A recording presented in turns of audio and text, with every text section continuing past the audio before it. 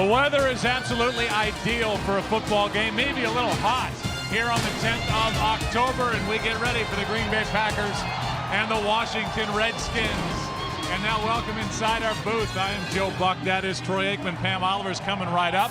Well, it's the 3-1 Green Bay Packers against the 2-2 Washington Redskins. And for Green Bay, Troy, 3-1. But offensively, they seem to be frustrated with their win last week against Detroit. They came into the season this year, Joe, with high expectations offensively, and rightfully so. This is an explosive group with a lot of talented guys, but what has hurt them have been the penalties and then the turnovers, and they've not gotten a lot of offensive snaps because of that.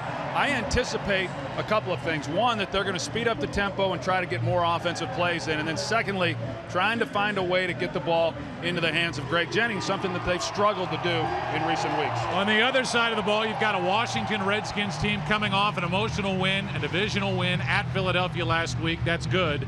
What's bad is they lost their top running back, Clinton Portis, and now it's up to Ryan Terrain to carry the load. Well, Ryan Terrain has impressed, everybody over the last few weeks. He's been awfully productive when he's had his opportunities, and he's going to be a big focal point here today because the Redskins are still about running the football, and for them to have a chance to win this game here today, that's going to have to continue. Now defensively, Green Bay really banged up at the linebacker level and in the secondary, something we'll talk about as we go through the early stages of this one. It is the Packers and the Redskins. We'll be back after this Verizon NFL Mobile Update.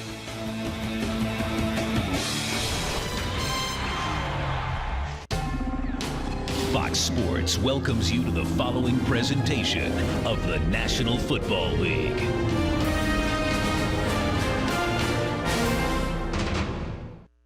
Well, Joe, injury is a big part of this game today. The Packers are down 6 prominent players. For the Redskins, tackle Albert Hainsworth is home dealing with a family matter. Clinton Portis is out with a groin injury. And as Troy talked about, Ryan Terrain, well, he made a big name for himself with this particular hit. Really got on everybody's radar screen. Back to you. Yeah, I thought it was interesting, Pam, that the Green Bay Packers talked about the fact that they put that tape on and it got oohs and ahs from their meeting room watching Ryan Terrain run over Quentin Michael last week in Philadelphia. How about this day? 72 degrees, little breeze, and it is sunny. Pam Oliver will be dealing with the sunshine down on the field, and these players are going to do some sweating here today.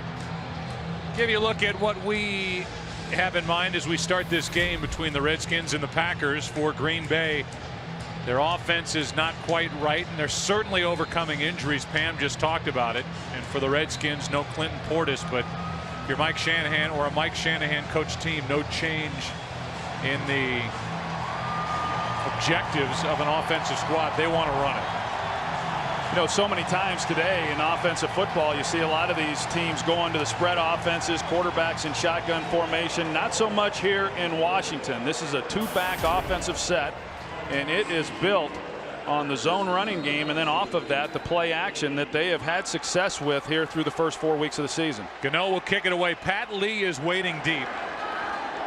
Has not returned a kick or a punt since being a second-round pick in 08 out of Auburn. The 2 fumbles last week by Jordy Nelson. It's up to Pat Lee from inside the 5. And he can't make the 20, goes backward and want to play downfield. Chris Wilson.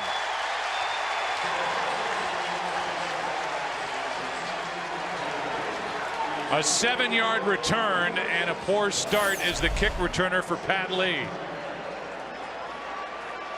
Well, not the way you want to start the game if you're Green Bay. They had problems last week in special teams in their return game, and then unable to even get the ball back to the 20-yard line here to open up this game. I tell you, Pat Lee is lucky he didn't lose the ball. He switched arms carrying it and almost lost it.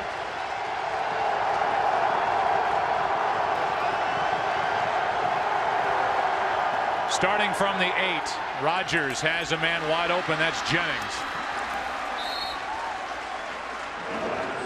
And the completion for 8 yards, a little more breathing room for Aaron Rodgers, who last week was critical of the offensive approach put out there by his head coach and basically coordinator play caller Mike McCarthy. Yeah, I think he just wants more opportunities to throw the ball and give these big play guys more chances for big plays. And that is one thing, but you got to have the ball to do that. And last week, what they have, 40 offensive snaps was all. That's it. 2nd and 2, play action. Far side of the field, wide open, and instead of just dropping it off, the completion to Lee, and he fumbles it. Kareem Moore on the return for Washington, still going to the 20. LaRon Landry knocked it out. Kareem Moore picks it up, and here's the completion to Lee. Well, he clearly has possession of the ball. At least it looked like it from that angle right there. LaRon Landry comes in from behind him and then strips the ball after a nice throw and catch by the Green Bay Packers.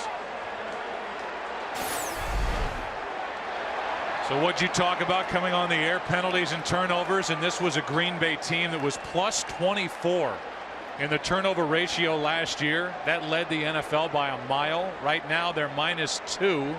And Jermichael Finley, their big weapon tight end and leading receiver, is going to limp off the playing field. Well, this is already a team that's been dismantled because of injury, and if Jermichael Finley's unable to go, I mean, that is a huge blow to this offensive unit. As is a catch and fumble by Donald Lee. Good start for the Skins defense. Well, the Green Bay Packers have to be thinking, what's next?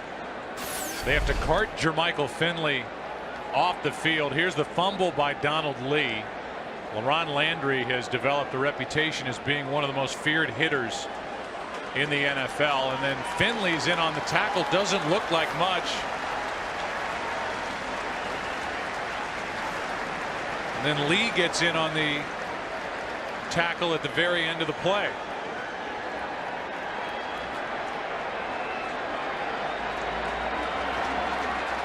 But of the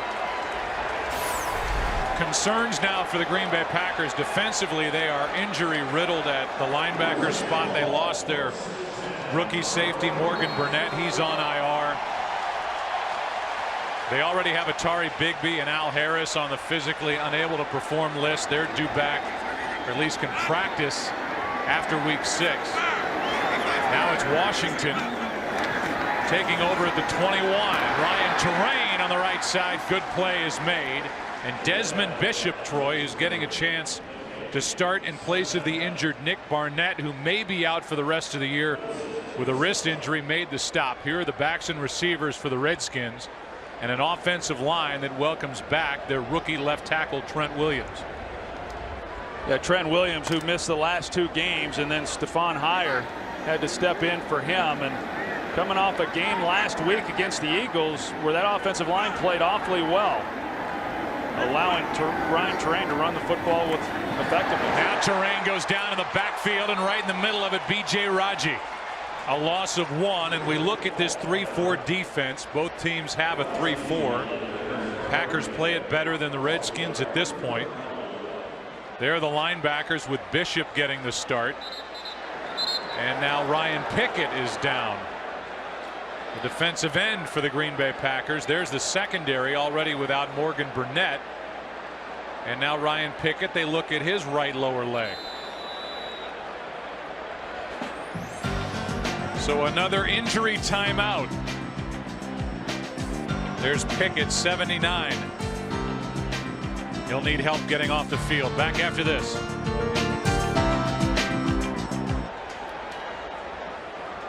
Well, this has been a rough start for the Green Bay Packers. Not only the turnover on their first possession of the day, but they've had 3 injuries happen in less than a handful of snaps. And here's Donovan McNabb on 3rd and 11 with Keelan Williams in the backfield. That's him in motion. Just activated off the practice squad, and a bad snap. It hops right into the arms of McNabb. Matthews makes the play, and the Redskins are out of field goal range. What a mess that was offensively. A terrible series by Washington. A loss of 23, and now they'll have to punt. Yeah, bad snap, and then you can see Clay Matthews, who comes right off the edge. Actually, it was a good snap. It just went right through Donovan McNabb's hands. I'm not sure if he wasn't anticipating the snap or what, but obviously when the ball goes back that far, you're not going to be able to keep Clay Matthews from being able to make a play on that. And what a great job defensively by the Packers, not even giving up a field goal. Hunter Smith, who was just signed with Josh Bidwell going on IR with a sore right hip, punts it. 34-yard punt, and this is sack number 8, Troy, for Clay Matthews. Well, that's a gift right there by Donovan McNabb, because Jamal Brown, he's he's not anticipating that Donovan McNabb's going to be 15 yards further back than where he's supposed to be within the pocket. You see, it just went right through Donovan's hands, and Clay Matthews right there to then make a play on it. Now they have officially changed it to an aborted play, so no gift and no sack number 8 after they originally said it was.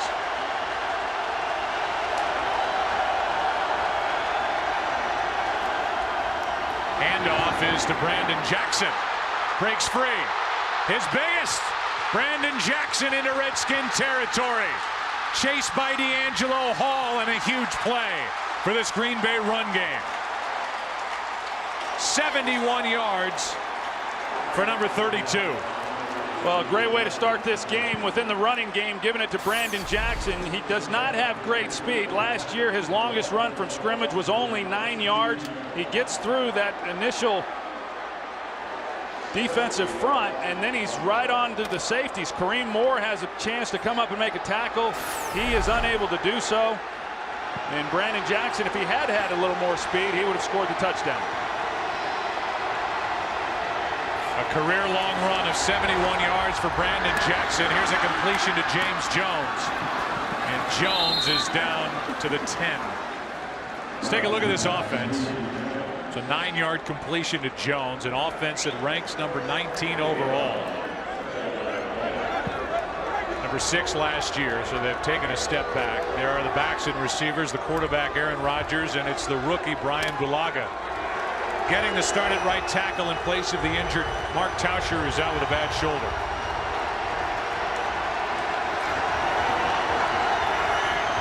Second down and 1. Now it's John Kuhn, first down to the 5, first and goal.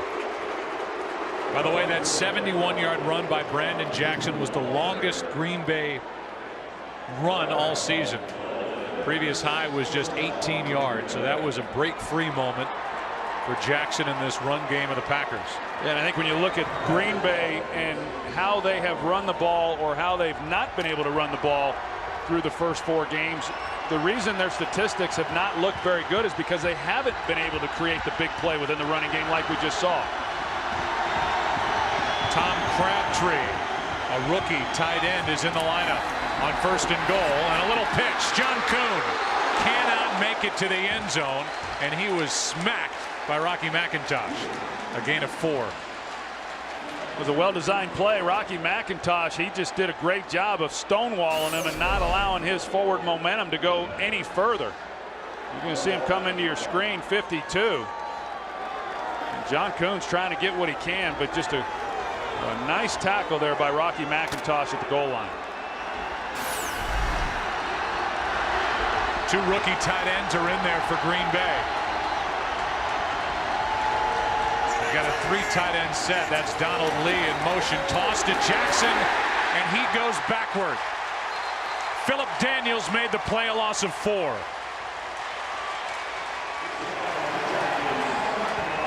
We'll see Philip Daniels right in a defensive tackle right here.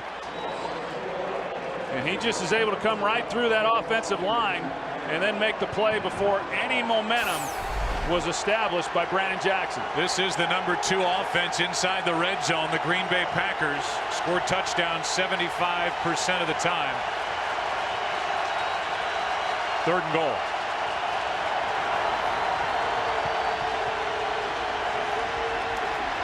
Time, completion, touchdown. Donald Lee. He had the early turnover, and now he's got his first touchdown of the season.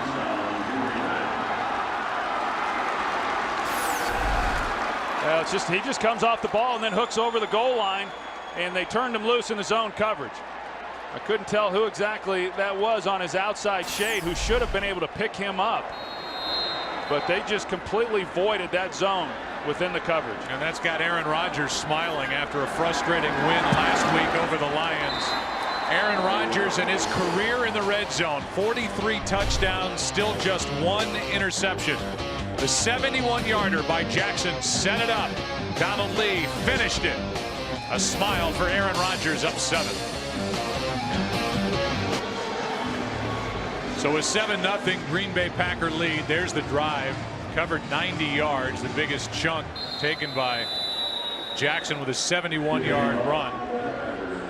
And then Aaron Rodgers tossed the touchdown. 17th career touchdown catch for Donald Lee. And on the season, number 9 for Aaron Rodgers.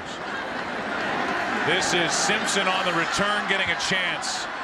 And Chad Simpson crosses the 25 and pushes the pile out near the 28. 27-yard return. Take a break, and when we come back, Donovan and this Redskin offense will try to do better this time. Down 7. Donald Lee has his pads off, and he's walking into the dressing room. He's got 2 catches, just picked up the touchdown, and so they're going to give him a look. Already lost your Michael Finley, and if we get an update as to what exactly the problem is for Finley, what they lost in that turnover, we'll pass it on. There's Charlie Pepra, who's making the start. Just his 2nd start. Place of the injured Morgan Burnett. They roll McNabb out, who flings it for Armstrong and overthrows him by 8 yards. 2nd and 10, back to the touchdown. Yeah, you see Donald Lee, he comes and he just runs a curl once he gets across the goal line. It looked to me like London Fletcher, the middle linebacker, would be a guy who would squeeze that, but whoever zone that was, it was certainly vacated and a busted coverage, because that was just too easy. And I know as a quarterback, when you've got the ball down in that area and you're trying to just stick it on a receiver at the point of the goal line, you see a linebacker drop that deep into the end zone. That's an easy touchdown throw. Now 2nd and 10. McNabb sets up a screen for Ryan Terrain. And Terrain drags A.J. Hawk with him. Picks up 10 and a first down. Good blocking out front. Casey Robach was out there in front of Ryan Terrain to help pick up a first down. Well, already we're seeing the Redskins, they've come out some in some one-back sets, and the Green Bay Packers, you kind of wonder what they're going to do defensively. Last week, almost exclusively their nickel defense, and they've come out here this afternoon and they're running the same package against the Washington Redskins. Terrain, plenty of room to run, and Ryan Terrain gets 7. We go to Kurt Menefee for a game break. The Bears hadn't had a rushing touchdown since week 13 of last year, but with Todd Collins starting for the injured Jay Cutler, they go back to the ground game. Matt Forte making it pay. 68-yard touchdown here. His 2nd rushing touchdown in the first quarter. He's also over the 100-yard mark already on 4 carries, and they lead Carolina 14-3. Joe, Troy, and Pam. So a good start, Kurt, for the Chicago Bears, and that offensive line couldn't block for Jay Cutler last week, but they're blocking for Matt Forte today. Cutler out with a concussion. 2nd and 3. Here is Terrain. Cullen Jenkins got his hand on him. He's only got the right hand available to him, wearing a club on his left hand. Plenty to talk about injury-wise. Let's go down to Pam Oliver. Well, Joe, tight end trying to determine the severity. Finley remains in the locker room. He was joined there by defensive end Ryan Pickett. He also has a knee injury. Finley and Pickett are questionable. Donald Lee is out with a shoulder injury. Wow. So he makes the touchdown catch, jumps toward the fans down the far end of the field after the touchdown, and now he's out. We lost Pam for a second there. That was scary. 3rd and 3. McNabb throws high. Nearly picked off by Woodson. His intended target was Cooley, and he was wide open. McNabb just missed him. Yeah, really good route here by Chris Cooley. You're going to see him push up right there in the zone. Gets away from Desmond Bishop, and what should be a real simple catch and simple throw, really, for the first down, and a ball that sails on Donovan McNabb. Hunter Smith hits his 2nd of the day, and a fair catch is called for and handled by Tremont Williams. Take a break, and then I promise we'll come back. Coming back is this Green Bay offense, up 7. Good start for Aaron Rodgers. Couldn't be any better. Has a touchdown. #1 in the NFC with his 9 against 5 interceptions. However, he threw 7 all of last year. Without Jermichael Finley, they're going to turn to the combination of Corliss and Crabtree. Corliss, 81, has the same type body and speed as Jermichael Finley. Rodgers is flushed out, throws, and there he is. Andrew Corliss makes the catch, has 13 yards up across the 25. Yeah, I like this young man, Andrew Corliss. As you said, Joe, watching him, he has a lot of the same type of attributes as Jermichael Finley, and they'll split him out. They'll let him run some of those wide receiver type routes. He's got good speed for someone his size. But that is impactful not having Jermichael Finley. Certainly, he's a big play threat, but we all know how much Mike McCarthy likes the tight ends and also the fullbacks, and they're having to use one of those guys now, John Kuhn, at the tailback position. So they're weak now in both positions. On first down, here's Jones, and James Jones makes LaRon Landry miss, spins his way for 10 and a first down. There's a new way to play fantasy football. Make real-time substitutions in a 20-minute fast-paced game. New games start every 15 minutes. Play now at foxsports.com/live. I think it's a pretty good showing right now as to the depth and the talent of this offensive group. We talked about it coming in, you know, how explosive they can be, but not many teams could absorb the loss of a Jermichael Finley and come right back to a guy like Corliss and get the kind of game that they just got. Corliss, a 5th-round pick out of Penn State. This one was attempted to be dropped off for John Kuhn, incomplete. And Aaron Rodgers is 7 for 8 to start his day. His first incompletion. You know, Aaron Rodgers this week, because of his comments after the game last week against Detroit, saying he was frustrated, he wanted the ball in his hands, he wanted an opportunity to make more plays. There was a lot of discussion then, and I think probably blown out of proportion. You know, as a quarterback, you want the ball in your hand, and you want to allow these guys to do the things that they do, and he knows that they're a much better offensive unit and should be doing a lot more than what they've shown here in the early going of this 2010 season. On second down, Driver had it and lost it. It's an incomplete pass. It'll be 3rd and 10, and we go for a game break. Here's Kurt. Well, how about a complete pass for a touchdown? Eli Manning hooking up with Hakeem Nicks. 6 yards on the reception and the score, and the Giants lead it in Houston 7-0 in the early going. Joe, Troy, and Pam. Well, the Giants got their ground game going last week, and now they should, Troy, get that passing game going against the Texans secondary. They got that pass rush going as well last week against Chicago, and one game can turn around a season. This would be a big win for the Giants in Houston if they're able to pull it off. It's 3rd down and 10. Rodgers buys some time and now throws across and almost got Greg Jennings in a terrible position. Fletcher laid the hit.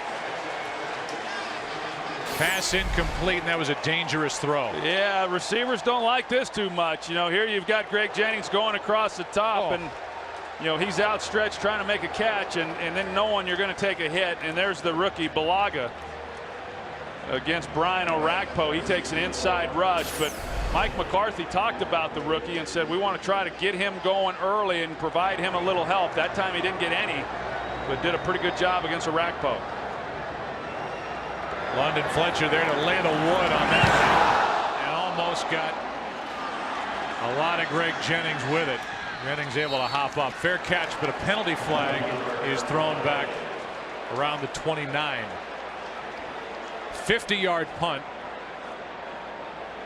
by Mastek. He's been frustrated and struggling. He'd like this one to count.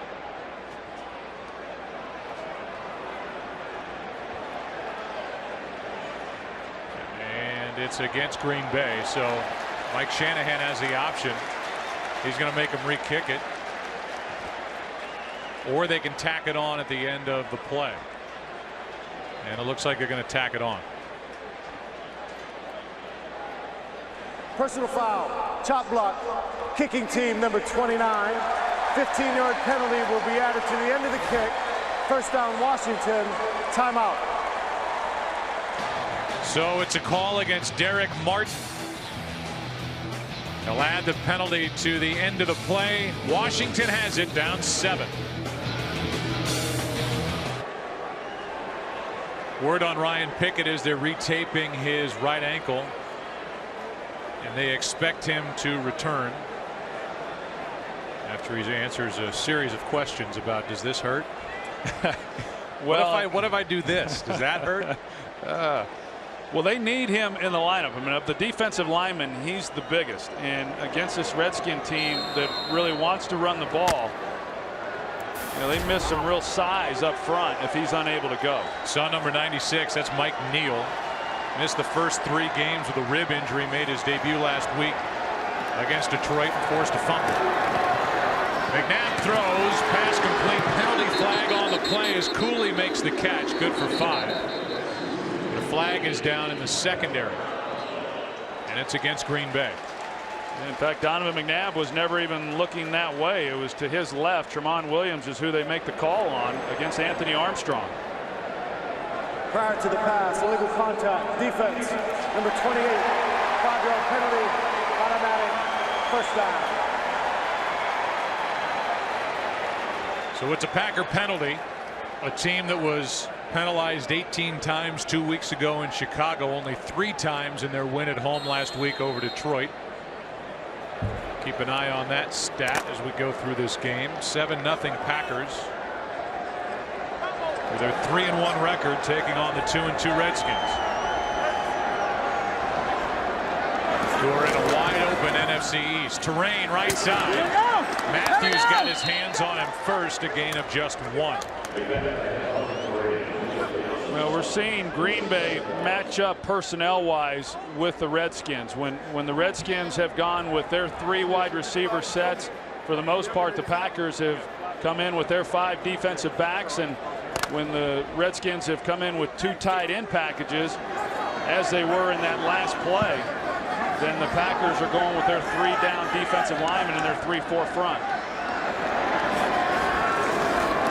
McNabb's in trouble. Gets away from Colin Jenkins and throws for Cooley, incomplete. Had it in his chest and lost it. Covered by Pepra, who's making the start at strong safety. You see Colin Jenkins right there. He's able to get by left guard Corey Lickensteiger with a good swim move, and great job by Donovan McNabb avoiding Jenkins and then getting out on the edge, and makes a nice throw here, and you don't see that very often from Chris Cooley, one that he certainly should have caught, and more times than not will. Easier for McNabb to get away from Colin Jenkins, who couldn't do anything with that left hand. Or in a club on it. He was injured in week 1. Redskins have been terrible on 3rd down. Here's a pass caught, but short of a first down. Santana Moss, and he was brought down by Pepra. Pepra's been all over the place here in his 2nd start, replacing the injured Morgan Burnett. And he hasn't been 100% either. He's missed the last couple of games because of a quadricep injury, and you know, this is not easy to do. Now, a ball that had gotten on Moss maybe a little bit quicker, and he has some room to work, but for Pepper to be able to come up in the open field and make that tackle and keep Moss from picking up the first down, nice job. Already the 3rd punt in this first quarter for Hunter Smith. Tremont Williams gets around his own guy, gets to the 15, and that's it. 52-yard punt, 7-yard return. How about next Saturday? The National League Championship Series will begin, and it will begin on Saturday night here on Fox.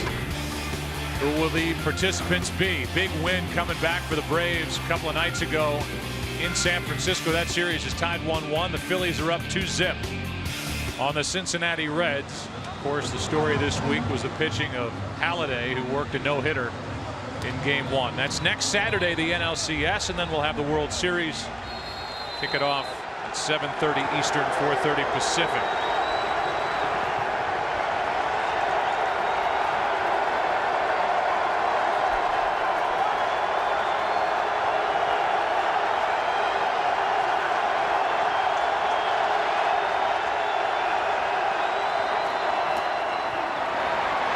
Jackson Stays on his feet now to the 21. 7-yard run. Well, we saw Aaron Rodgers right there. He was changing the play at the line of scrimmage, and more than likely they had a pass play on. And the Redskins last week were very successful against the Eagles in not giving up big plays.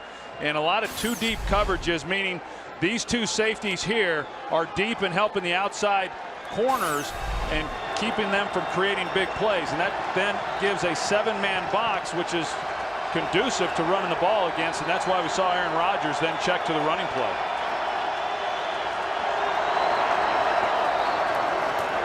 Quick throw for Jordy Nelson, and Nelson shakes a tackle and almost broke it. Nelson good for 9 in a Green Bay first down, and despite the injuries, we welcome you inside our broadcast booth. I think you have to be impressed with the start here so far for the Green Bay Packers. Yeah, I mean, outside of the turnover that they had on that first possession, but other than that, they're getting in and out of the huddle, and I think that's so important to offensive football. In fact, Mike McCarthy talked about it, and that we're not getting enough offensive snaps. So one way to do that is, one, not turn the ball over, but then also kind of hurry it up a little bit and see how many snaps you can cram into a 60-minute ball game. On first down over the middle, Donald Driver. A catch and a spin, 14 yards. We talked about it. Right tackle rookie Brian Bulaga making his first NFL start, and what kind of job is he going to be able to do? And you know, even though McCarthy said we're going to give him some help, he hasn't gotten that much here in the early going, and he creates a nice pocket for Aaron Rodgers, and Donald Driver at 35 years old still getting it done.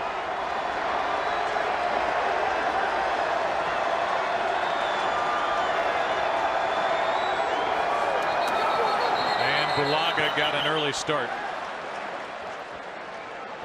That's the way that Ball deal start. works, right? Offense, number 75, 5-yard penalty, first down. The minute we talk about somebody. That's why you never brag on offensive linemen. As soon as you do, they do something like that. It's all right, Brian. I'm still talking about you, buddy. That's why Flozell Adams won't talk to you anymore. Good for 2 a game. First and 15, under a minute to go, first quarter, and Rodgers has completed a pass to 7 different receivers already. That's why they're tough to defend. Rodgers slings it downfield and completes to Jones, who gets smacked by LaRon Landry, but a completion of 35 yards from Aaron Rodgers.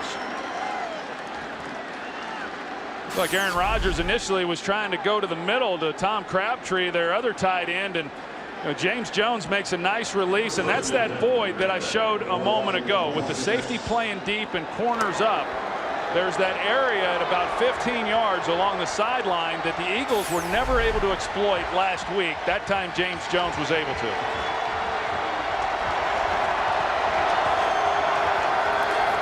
Another throw from Rodgers. Pass complete to Jackson, wrestled down at the 20. Well, his head coach Mike McCarthy might not have liked the criticism from quarterback Aaron Rodgers, but they have opened it up, spread it out, moving the ball up 7 after 1 here in Landover. Back after this from your local Fox station.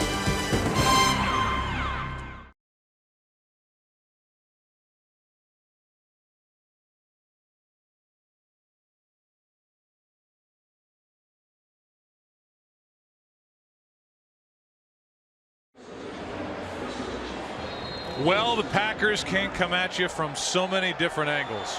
Well, they're on pace for 800 yards today. I think that would be some kind of record, don't you? I would think. They average over 320 a game.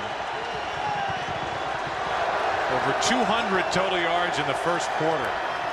And turned it over once. Here's a completion and a first down. Pass is caught by James Jones, who's been busy, in a gain of 11. Go back and take a look at Aaron Rodgers here, and he's going to get flushed out then to his left, and the throw that he makes right here, because Phillip Buchanan actually plays this pretty well, and you've got to throw a perfect pass over a corner and get it into that hole before LaRon Landry, the safety, gets over there, and you're doing that all while running to your left. One of the hardest throws for a quarterback to make. This guy can flat out do it all, and right now there's not anyone that I know of really playing better than him in the National Football League. First and goal. Slings it to Jordy Nelson, who's trying to get in. And he is going to be whistled out of bounds just before knocking over the pylon. They're going to mark him out at the 1. And he may have stepped out prior to that if he didn't. Yeah, that was close. It was close right here. You're going to see this right foot, and he's not out. Next step. He's not out there, it doesn't look like. Right here. And then he's out. So he's still got a favorable spot. If they challenge that, they'd likely move him back a couple yards. Second and goal. Handoff is to John Kuhn, and he fights his way to the goal line. No signal, and they're going to mark him short. Chris Wilson made the play. And it'll be third and goal from literally inches outside of the goal line. And I can't imagine Green Bay, if they don't make it here, not trying for it on fourth down if the ball is in this same area. Yeah, I think they will too. And if that's what they've concluded themselves, then that changes what you're willing to do here on third down, knowing you've got another down to go for it if you don't lose yardage. They keep it with Aaron Rodgers. He doesn't get it, and now the decision.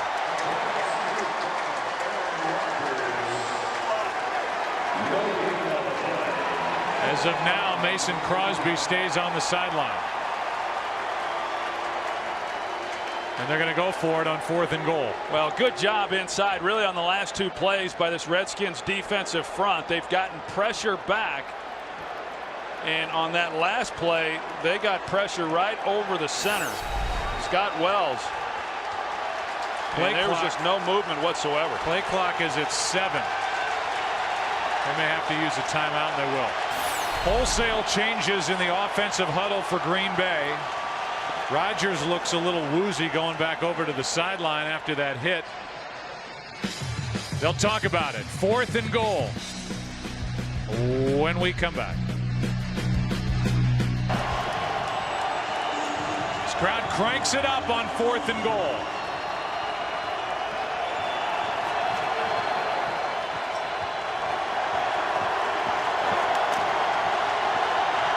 Some play action pass here, Joe.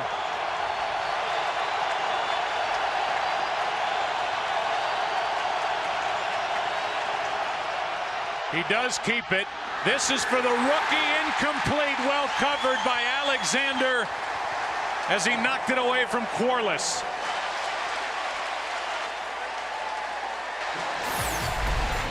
Pressure by Chris Wilson. Lorenzo Alexander, who does it all for this Redskin team, made the play. And the Redskin defense holds on fourth and goal.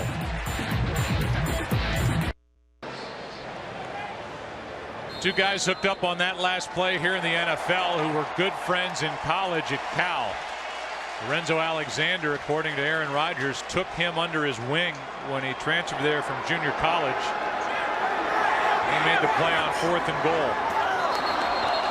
I don't know how you can move it any closer to the end zone, but Jamal Brown just did that. Well, and that's why hard count's actually a good thing to use down here if you're the Redskins.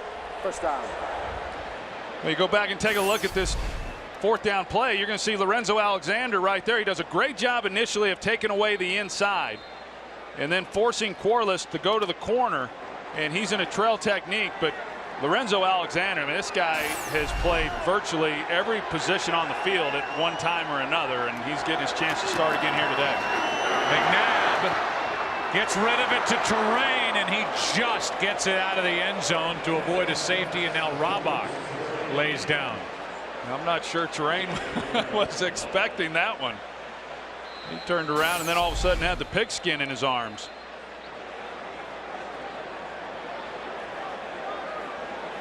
There's Terrain. Yeah, he was surprised, and he was lucky he got out of the end zone. Well, and Jamal Brown's lucky he didn't get a holding penalty. And had he of, then that would have been a safety. You see Clay Matthews wanting to draw the flag, and I don't disagree. Jamal Brown, clearly had a grab of Clay Matthews underneath the shoulder pads. Will Montgomery's going to come in. Casey Robach, they stopped the clock, so they're going to make Robach sit out of play. And we'll see who takes over at center. Lichtensteiger is listed as the backup center. Or they could just slide Montgomery into that spot. And it's Lichtensteiger. 2nd and 8.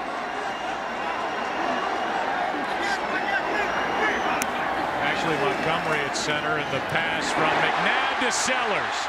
Breathing room for the Redskins, and Sellers picks up 21. That's a big play from McNabb to Mike Sellers. Well, it was, and Tramon Williams, it looked like he jumps the slant route. You're going to see him on the outside at corner, and he jumps the slant, and then that opens up that outside area for Mike Sellers to make the catch and have a lot of room to run. McNabb took a shot. Colin Jenkins at the end of the play. Now Robach is right back in there at center. And Colin Jenkins having a nice first half here. Play action. McNabb's in trouble, and down he goes. First guy there, Clay Matthews.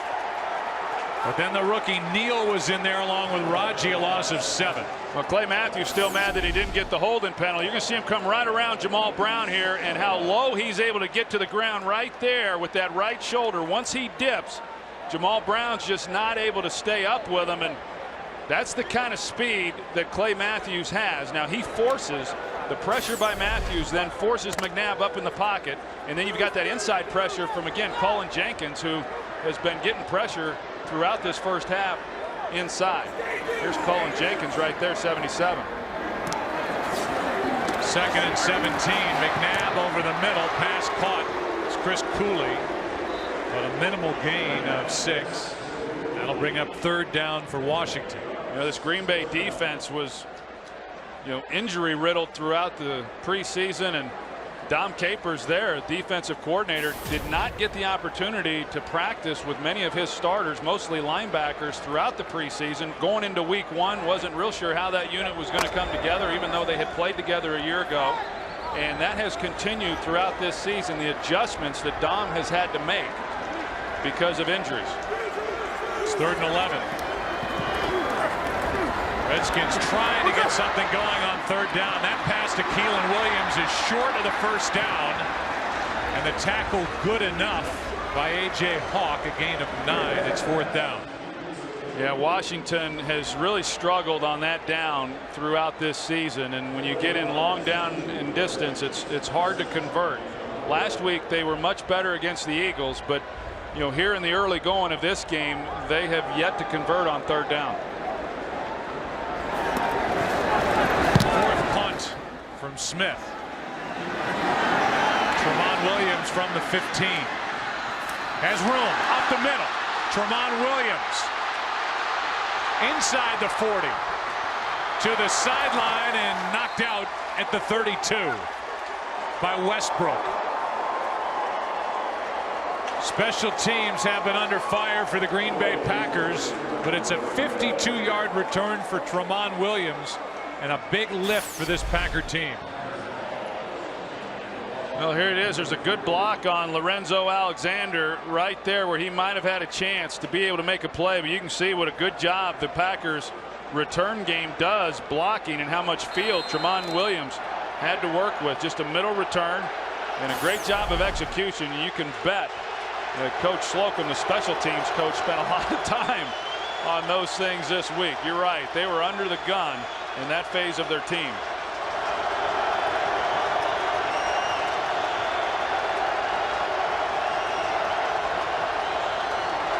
Out of the shotgun, Rodgers dumps it down to Jackson. Hit hard at the 30. Game break. Here's Kurt Menefee. Nice start for Hakeem Nicks today. This is 2nd touchdown reception from Eli Manning from 12 yards out. He was also tackled at the 1-yard line on what would have been a 3rd. His 2 touchdowns plenty as the Giants have a 21-0 lead in the first half. Joe, Troy, Penn. Well, the Giants took it to the Bears last Sunday night, and they are picking apart a bad Texans defense. Well, Jimmy Johnson said on the pregame show that he'd take Matt Schaub over Eli Manning, and if Eli didn't play in New York, it wouldn't even be a discussion. I wonder how he feels now. Here's Rodgers throwing, has a man, but even though somehow James Jones made the catch, he's ruled out of bounds. Ronnie Holiday with pressure on Aaron Rodgers. How is this game 7-0? I mean, it just doesn't feel like that at all. You know, I think the Packers are asking themselves the same thing, because I mean, they are obviously moving the football, and then when you don't get the ball in the end zone from inside the 1 yard line, but you let a team like the Redskins hang in there, it doesn't matter what the statistics look like. At some point, they're going to have a surge, and they're going to put some points up of their own. It's 3rd down and 7. Rodgers in trouble. Has nowhere to go except down. Orakpo was in there, as was Lorenzo Alexander.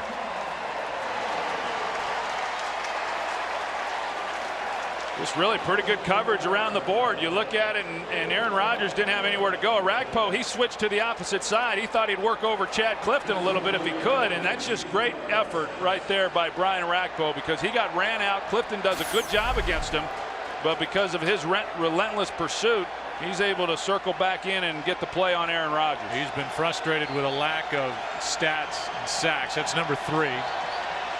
Play clock is winding down, and a 52-yard try is perfect from Mason Crosby, who set a franchise record with a 56-yarder at Philadelphia Week 1.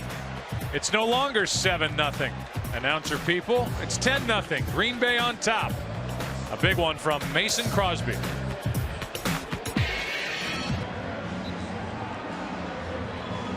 Well, Aaron Rodgers, there's his day so far. He's hit 8 different receivers, been able to spread it around. That sack by Orakpo did not knock the Packers out of field goal range. 52-yarder from Crosby, who's got to be excited with the way his season has started. Tramon Williams with that 52-yard punt return set it up. And here is Brandon Banks on the return from about the 1. He can fly, and he proved it at Philly last week. A penalty flag is down. There's a flag down as Banks is caught by Pat Lee. But a flag back at the 15-yard line.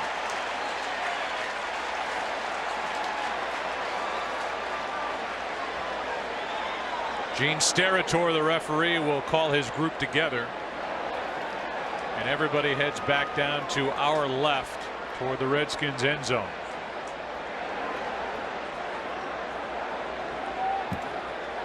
And sooner or later, Donovan McNabb and this Redskins offense has got to get something going. Illegal block in the back. Return team, number 48. Penalty is half the distance to the goal. 1st down, Washington. Timeout. Wipes away a 62-yard return. There's the block in the back by Chris Horton on Jared Bush. Big call against the Redskins. You look at what Donovan McNabb has done dating back to the second half of his return to Philadelphia last week, and now what's gone on so far today. The answer is nothing. He has not been able to move this team at all through the air. Terrain has had a couple of good runs today, but that's it, and it's 10-0 Packers here in the second. And that's kind of been his play since coming here to Washington. I mean, it's been somewhat inconsistent. I mean, he's had moments, especially week 2 against Houston, where he threw the ball as well as he's thrown it at any time in his career, and then he's had other times where he's not been quite as sharp. Here is Terrain trying the left side. Collins can't make a tackle. Decent run as Ryan Terrain picks up 4. Brad Jones on the stop, and there is 30-year-old Kyle Shanahan, who was directing the Texans offense prior to this year. Yeah, 30 years old, and did 2 years as offensive coordinator on Gary Kubiak's staff there in Houston, and did a heck of a job. Last year, you know, Matt Schaub led the league in passing yardage, and you know, obviously a young-looking guy. He said when he first started working players out, when he became a coach in the NFL, people thought he was the equipment manager. Here's Terrain left side again, and he lowers his shoulder, has a 1st down at the 20. Yeah, but I can tell you, Joe, that you know, as a player, age is not really a factor. I mean, and Kyle said it best, and he's 100% right, that all players want is somebody calling plays or somebody coaching them that they know knows what they're doing. And this young man certainly does. He's, of course, grew up at the footsteps there of his father, Mike Shanahan, and got indoctrinated into that type of offensive system and has done a heck of a job in a short period of time as an offensive coach. McNabb rolls out to his right, and he cannot outrun Matthews. He is a beast. Wow. McNabb used to be able to outrun linebackers. He cannot outrun 52. No, and you see Clay Matthews, he comes down on the play fake, and then he's just able to run Donovan down. But, you know, Donovan's got to know that. I mean, you know where the defender is, and you got to be able to get the ball out of your hands. You see Kevin Green, and what a great player he was. And he's done a nice job coaching up these outside linebackers. Dom Capers brought him back, and, you know, you couldn't ask for a better pupil to be coaching than Clay Matthews. What a talent. But Donovan's got to get that ball out of his hands. McNabb throws, and he's almost picked by Woodson, who drove that right shoulder right into the ground. Able to get back up. Cooley, the intended receiver. You see Charles Woodson, he's just not threatened by Chris Cooley, and so he sits on that and comes in, and you know, Charles Woodson, as we know, he's a heck of a player. He's injured right now. It looks like his right shoulder, but he's a tough son of a gun, and he has played through a lot of injuries throughout his time here in Green Bay. Hurt his toe leading into week 1 in Philadelphia. Here's Ryan Terrain. Woodson can't make the tackle. Terrain can't get to the sticks. A gain of 9, and this offense is right around the line of scrimmage, nothing down the field. Donovan's not creating anything, it's just doing nothing. Well, and they know. I mean, this is an offense that if they can't run the ball, they're going to have problems, because Donovan's not just going to sit back in the pocket and throw the ball to the people that they have. I mean, they've got to be able to run the ball. They've not done that, and then that affects what they're able to do play action wise. Here is Tremont Williams coming off a big return. Starts at his 25, gets spun around, stays on his feet, but nowhere to go. He'll make the 30. Who was down there first? Lorenzo Alexander, who does everything for the Redskins. Next week, it's week 6 across the NFL, and we look at the slate of games. It's a good one. Falcons and Eagles, Seahawks, Bears, Lions, Giants, Cowboys at Vikings, the late half of the doubleheader.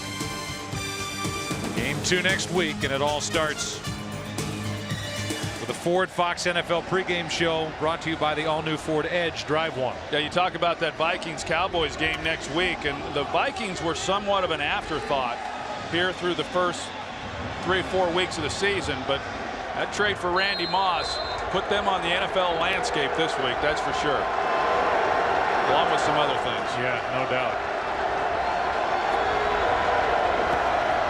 On first down, Driver started to run before he made the catch. 2nd and 10, game break. Here's Kurt. Frank Caliendo's upset pick the Cleveland Browns over the Falcons. Seneca Wallace hooking up with Peyton Hillis, who makes a nice one-handed catch, making Frank look all right now. They lead at 7-6. Atlanta's, though, marching late in the second quarter. Joe, Troy, and Pan. Peyton Hillis has a touchdown in every game this year, by the way. That's good for anybody who's got him in their fantasy team. 2nd and 10. I wonder who does. I don't know. Rodgers steps up and now throws, has James Jones, but threw it too high.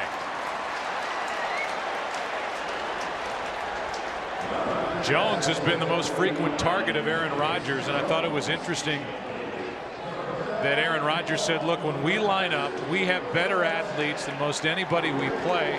Let's get James Jones on a 3rd or 4th cornerback, and I'll just go to work. Yeah, or Jordy Nelson, or, you know, Andrew Corliss. I mean, you know, he's absolutely right, because when you start getting to your 3rd, 4th, 5th targets, you know, there's not many defenses that have guys that can match up with the players that Green Bay has.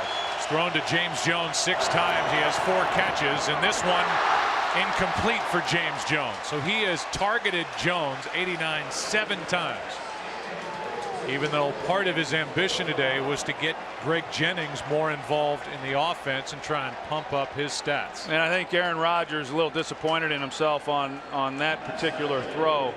not an easy catch there for James Jones to try to make, and had he have given him a better ball and delivered one on the money, I think James Jones had some room to run.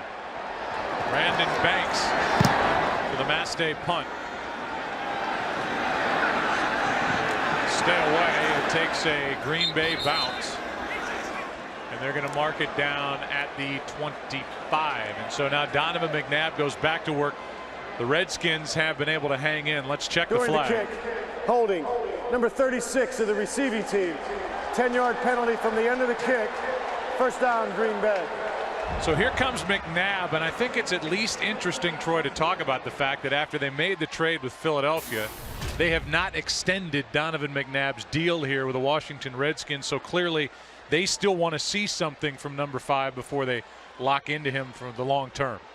Yeah, I think you're right on that, because there hasn't been anything done yet, but yet they gave up a second-round pick for them or for him, and that's kind of been the way the Redskins do things. It's interesting that they're playing the Packers because, you know, they don't give up draft picks, but the fact that they gave up a second-rounder, you know, conventional wisdom would say, okay, well, they're going to sign him and they're going to keep him around for another 3 or 4 years or however long Donovan decides that he's going to play, but there's no guarantees. They gave up a second-rounder last year for Jason Taylor, and he was one and done. On first down, play action, and McNabb avoids a sack and can't avoid one any longer.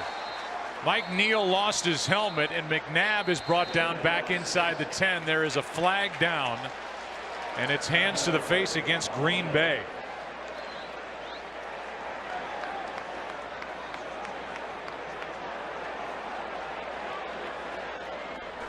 Illegal use of the hands of the face. Defense number 21, 5-yard penalty, automatic, first down. Yeah, here's the play on Charles Woodson against Santana Moss, and you know, a good call. Left hand right there underneath the headgear, easy. But you're going to see right here Trent Williams, and then looked like Colin Jenkins, and it was that Trent Williams oversets to the inside, and Colin Jenkins just runs right by him. And you know, we talked about it already, but Colin Jenkins is really having an impact right now on this ball game. So it's an automatic first down up at the 20. McNabb. There's Colin Jenkins again, and the pass nearly intercepted. Sellers, the intended receiver, and after a tip, A.J. Hawk almost came away with the ball. You know, this group up front, Colin Jenkins, you're going to see him here, 77, but B.J. Raji is also on the nose, and those two guys are getting some pressure. B.J. Raji is who flushes out McNabb right then into Colin Jenkins. And for two guys like that, with that kind of size, that make an impact in the running game as they have here today, and as they did a year ago, to also be able to move the pocket and pressure the inside and allow those then linebackers to come off the edge, that's a pretty impressive performance right now by this defensive front. Now it's 2nd and 10. Blitz coming, and McNabb down at the 10. And it's Desmond Bishop getting the start for Nick Barnett, who gets the sack. They are just ripping apart this Washington offensive line. We're going to see Corey Lickensteiger here. He's supposed to pass this off. Once you've got Colin Jenkins twisting to the inside, he's got to come off that sooner and then be in a position to pick up Bishop. He's not there in time. Bishop gets a free run then on Donovan McNabb, and Donovan shouldn't expect him to be getting hit because it should have been blocked up. Green Bay takes a timeout on defense before a 3rd down. Ball is back inside the 12-yard line. You know, the other point, just to finish it, about McNabb is while the Redskins haven't extended McNabb, depending on what happens with Brett Favre in Minnesota, he could finally retire or do the drama thing again and come back. But if he's gone, McNabb's old offensive coordinators, Brad Childress, who's the head coach there, the Arizona Cardinals quarterback situation is a mess. That's where McNabb makes his offseason home. So it cuts both ways, and there could be options after this year for McNabb beyond Washington. Oh, I would agree with that, and I also think then you'd have to see what are the Redskins going to do, and knowing Mike Shanahan, he's going to draft a quarterback, because otherwise you're just going back into the free agency pool if you didn't bring him back. It's 3rd down and 18 for McNabb, who gets around Clay Matthews, and now will air it out. Santana Moss. And a huge play from the Redskins here with 3.5 to go in the half. McNabb made that happen. 52 yards to Moss. Santana Moss is the one who makes this happen. Once he comes on the deep crosser, he sees McNabb in trouble, and right there is when he then got vertical up the field and gave McNabb somewhere to go with the ball. Pepra was in coverage. He was actually in good coverage, but because McNabb was able to extend the play, Moss then got vertical and gave McNabb a perfect outlet up the field. So quarterback and receiver with a big play. Now the Packers were not set defensively. They were scrambling around, and the handoff to Terrain is good for 7. Woodson on the tackle. And just like that, Troy, a 52-yard completion to Santana Moss. And the outlook is a lot brighter for the Redskins in one play. Well, and that's what I was talking about a little bit earlier, that every team in the National Football League at some point is going to have a surge to where they get a little momentum. And, you know, as much as the Packers have dominated this first half, regardless of what happens here, if they come away with any points, it's a one-possession game. Terrain running hard, and Ryan Terrain has a first down for the Redskins with 2.5 to go. And it doesn't hurt with that completion to Santana Moss. You come back then with a couple of runs with Ryan Terrain. They're more productive than what they had been through the first quarter and a half. And this crowd, you can feel it. You know, they've gotten a little energized here over the last 3 plays also. Redskins seem content with 3 timeouts remaining to let the clock wind down to the 2-minute warning. That's where we'll go. 2 minutes left. 10-0 Green Bay, and the Redskins on the march here in Landover. We'll have all the latest stats. Washington in their first 5 possessions had 4 first downs and 5 punts, but they've hung around. Down 10-0. They have a first down at the Green Bay 25.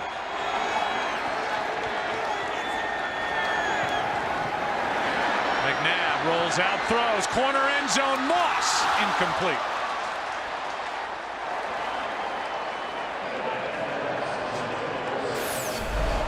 A well-designed play, first of all, because they were running away from Clay Matthews. They rolled McNabb away from him, and that looked like a perfectly thrown pass. And you can see there right at the last minute, Pat Lee's able to get his hand in there to knock that one away, but a good thrown ball by McNabb rolling out to his left. Packers have been waiting on something out of Pat Lee, who was a second-round pick out of Auburn in 08. Because of injuries, he's out there getting a chance. Out on the field now, coming on a blitz, and the Redskins flip it forward. That's Moss. Colin Jenkins made the play. And Moss is brought down, looked to be inches short of a first down. Depends on the spot. You know, this Packers defense, last year they were just so dominant. We talked about the injuries and you know, this year and the things that they have not been able to do as far as stopping the run, doing a great job in that area here today. But the one thing that has been consistent this year from a year ago is they just are tenacious and play with great effort. Here's a handoff to Terrain, a conversion on 3rd down with 1:13 left in the half. Now 2 of 7 on 3rd down. There's Clinton Portis, who has a 3rd-degree separation, actually tore part of the groin muscle off the bone. They say he's out 4 to 6 weeks, and he is less than 200 yards shy of 10,000 rushing yards for his career. Inside the red zone now for the first time of the Redskins. Tied for 30th in touchdown percentage in this area in the NFL. McNabb over the middle, incomplete for Anthony Armstrong. Had him open, throw too high. Well, he had a chance had he have been able to hold the ball a little bit longer, because the linebacker got underneath that throw right there. But had Donovan have held it a little bit longer and waited till he cleared the linebacker, he would have had an easier throw. But you know, the pressure that Donovan has been under in the pocket, I mean, that's what happens. You start not trusting the protection, and then you tend to rush the throws a little bit and not hold it as long as what maybe protection sometimes allows you to do. 2nd down and 10. This is Cooley. Doesn't go down easily. It'll bring up 3rd down, and a timeout is taken by the Redskins. And now it's Jamal Brown down on all fours, slow to get up. starting right tackle, who is spelled at times by Stephon Heyer. We could see number 74 Heyer come in here now. Yeah, and I think that if you've got Stephon Heyer coming over to right tackle, which is what will happen, I can pretty much guarantee you that you're going to see 52 Clay Matthews lined up right over him. I would. Look for the guy with the whitest pants who hasn't been in the game. That's Heyer. And if you're wearing number 52 with hair hanging out of the back of your helmet, come get him. Jamal Brown is trying to shake it off. I hope Stephon Heyer put on his wide receiver cleats today. It's 3rd down and 4. Matthews can't wait. Yeah, he's right here. He's waiting for him. We're going to give him a little help with tight end Chris Cooley.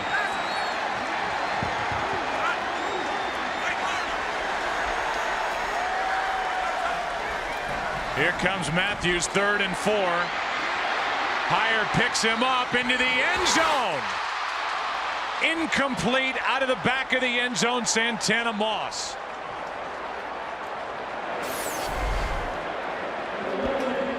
Hey, you see Moss there along the back line, and there is, he stepped out first of all, and then he can't be the first to touch the ball. And even if he had not stepped out of bounds, there is no force out any longer in the NFL, and so it wouldn't have been a touchdown regardless. And so now the field goal attempt from Gano.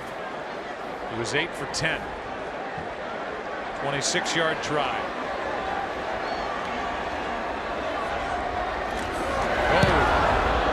A bobbled hold from the new holder, Hunter Smith. Decent snap. Smith got it up, and then Gano knocked it through. Just got the ball on its end to give Gano a chance. We do then and now. Larry Brown, great running back, spent his entire 8-year career with the Redskins, 1969 to 76, 4-time Pro Bowler, named one of the 70 greatest Redskins, currently working in the commercial real estate business. It's something we try to do each and every week if we get the chance. Is update you this case on Larry Brown, and Ryan Terrain gets a chance to talk to Portis. Looked like Portis put his forearm up, probably talking about the blocking aspect. That's something Clinton Portis is known for, a very good pass protector from the running back position. Yeah, and you've got to believe that if Clinton Portis were playing today, that he could have helped eliminate some of the hits that we've seen Donovan McNabb absorb. And Clinton Portis, I've said it over the years, he's always been one of my favorite players, and somewhat of a polarizing figure here in the Washington area. But I know when I get an opportunity to watch him play on Sundays, the guy plays hard, and as I said before, he's one of the toughest guys in all of football. Now Jordy Nelson, who fumbled twice last week, lost both of them in a home game against the Lions, gets his first chance to return a kick. I think we'll see him with 2 hands on this one. High and tight. That's what they've been preaching all week. Oh, that's off the body of A.J. Hawk and recovered by Green Bay, or at least covered up by Green Bay with 9 seconds left. The ball is just inside the 40. Simpkins, who was just added to the roster, and a guy who was playing in the indoor football league in Green Bay, when he was added to camp as just a body basically to help fill out and get work in, is now active because of the injuries to Chiller and Nick Barnett. Well, I'll tell you, Joe, with 9 seconds left, the Packers, they have one chance here to get this ball in a position to where they can try to come away with a field goal with the timeout that they have left. That ball slips out of the hand of Rodgers. That arm moving forward, the tuck rule, whatever you want to call it. It's not a fumble, it's an incomplete pass, 2nd and 10. The other thing, watching Washington just have that kickoff the way that they kicked it, instead of actually kicking it off. I mean, I don't know that I remember a time, especially this early in the season, where special teams has been such a major part in affecting all of these games around the league. This one is dropped by Jordy Nelson. Now the Packers in this half have run a total of 31 offensive plays. 25 of them have been pass plays. They've only run the ball 6 times. They have that 71-yarder by Brandon Jackson, and that's it for the run game. Yeah, and I think it has more to do with who they're playing against than anything that Aaron Rodgers said during the week or the powwow that he and Mike McCarthy had. When you come in, you're playing the second worst pass defense in all of football, and you've got the guys, even without Jermichael Finley, that the Packers have, then you're going to exploit that with a guy like Aaron Rodgers. Here's a quick throw and another drop. This time it's Donald Driver, and that's the way the half comes to a close. That's not good for the old quarterback rating right there. Aaron Rodgers is looking around like, what in the heck were those 3 plays? And Donovan McNabb was looking around much of that half like, what the heck is going on with my blocking? That's Raji and the rookie Mike Neal. Clay Matthews is always in on it for Green Bay. He has a sack and a half in this game. McNabb sacked 3 times, hit 8 times. So it has been a painful first half, and yet throughout all of this 30 minutes of play on the game clock, it's a 1-possession, 1-score game. Yeah, I think that's key. And on the one hand, if you're Green Bay, you feel good about the way you've moved the ball and some of the things that you've done that you've not been able to do consistently, you know, throughout this season. But yet, like you said, to dominate and not be ahead by any more than they are, it's got to make Washington feel awfully good right here after 30 minutes. It's the only touchdown of the day. Donald Lee, who then left. He goes over to celebrate, then left with an injury. With his pads off, he is out of the game. And so the Packers, though they feature the tight end a lot in their offense, are left with 2 rookies, Crabtree and Corliss. We will step aside. It's halftime here in Landover. It's a 10-3 Packer lead. Packers 3-1, Redskins 2-2. Visa halftime report is coming up.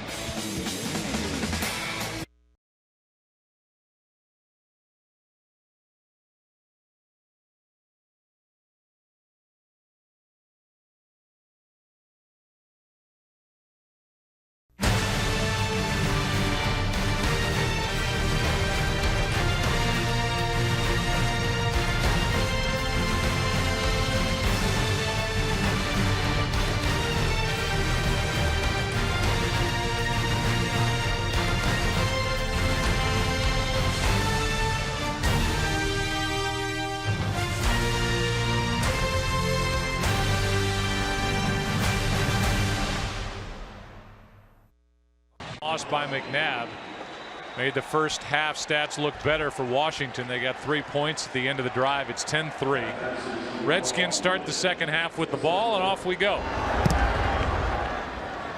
Brandon Banks is going to it.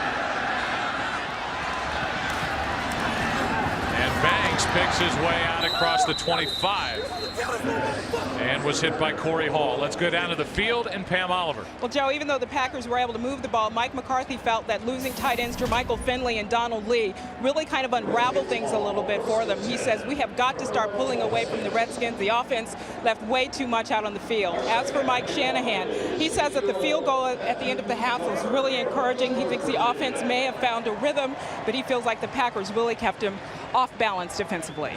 All right, Pam. Yeah, a lot of pressure from Green Bay defensively despite all of the injuries at the linebacker level with Barnett and Chiller losing their safety Burnett. Prepra seems to have played pretty well here as A.J. Hawk makes that play, a gain of 2, Terrain on the carry for Washington. I think what Pam said in her conversation there with Mike McCarthy is good stuff, because you know, you look at what the Packers did offensively there in that first half. Only 6 running plays, and one of those was a scramble by Aaron Rodgers, and so 5 rushing plays, and yet they got the 71-yarder from Brandon Jackson, and then they really didn't continue with that. They got away from that and were throwing the football, and you know, I think a lot of the reason for that is because of the injuries to the tight end position. McNabb setting up a screen for Terrain. And Terrain runs into Pepra, who makes the stop, a gain of 5.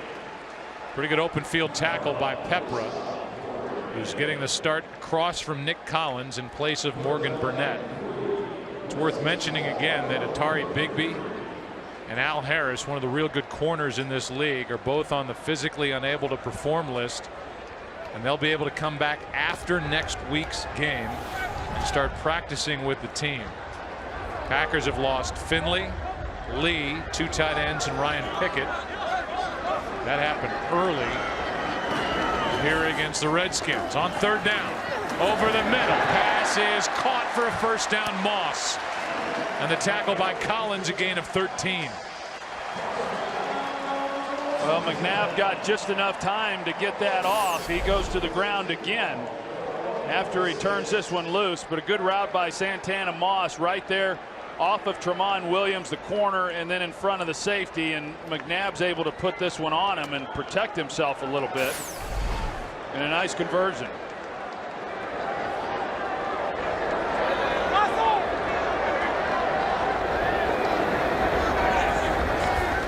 Blitz coming from Green Bay. That's Woodson.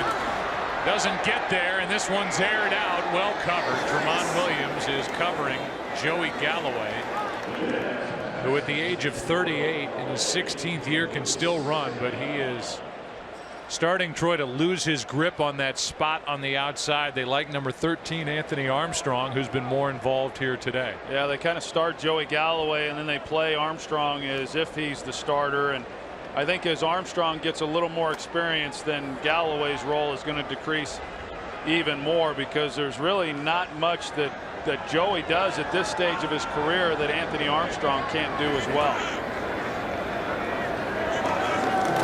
On 2nd down, Terrain. Bishop made the stop, ended up on his backside after getting the hit. A.J. Hawk in there as well, a gain of 4. 3rd down coming up again for the Redskins. Yeah, you talked about the safety, Charlie Pepra, coming in and doing the job he's done today. Well, Desmond Bishop there, 55, who made the initial contact on Terrain, he is also playing well. I mean, the guys who've had to step in and get the job done today for Green Bay have done a nice job, at least through the first half. Desmond Bishop had 10 tackles there in the first half of this game. 3rd down and 6. McNabb incomplete, and no flags are thrown on the coverage. Woodson was there defending Moss.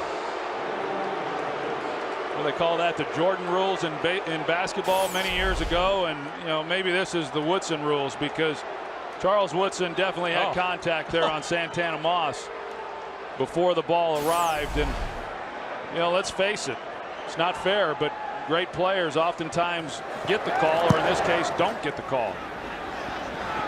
Here is Tramon Williams with a fair catch outside his own 10. So Aaron Rodgers back to the field with his Green Bay offense up by 7.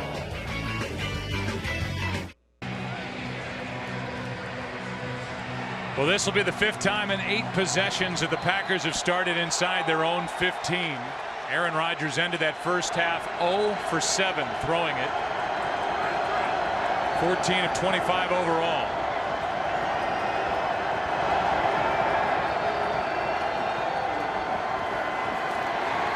Rodgers just flips it, and the pass incomplete. A dangerous play.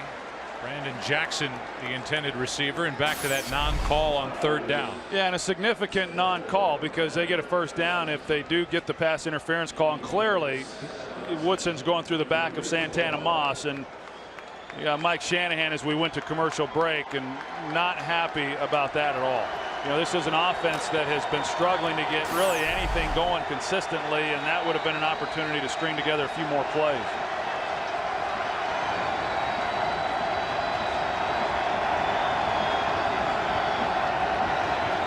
Aaron Rodgers 0 for his last 8. That breaks that string, and Jackson out of the backfield fighting, and he's got a first down for Green Bay. Good effort by Brandon Jackson.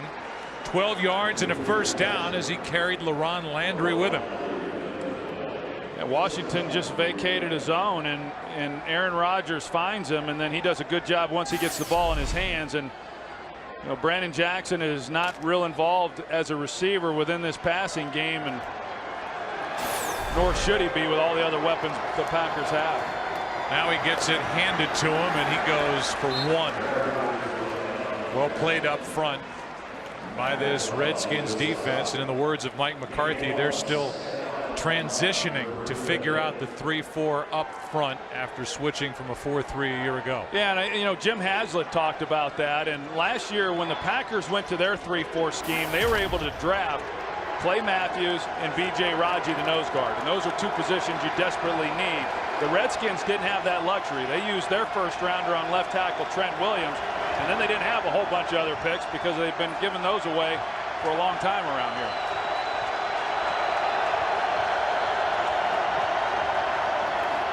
Second down and 9. Here's Jackson on a handoff, and Brandon Jackson much more involved with a couple of big runs in this game. The catch and run for 12 yards for the previous first down, and now a 15-yard carry for Jackson, who has 90 yards on the afternoon. You look at the draft picks on the current roster, and the Green Bay Packers with Ted Thompson, who's done a great job, tied for most in the NFL, while Washington has the second fewest.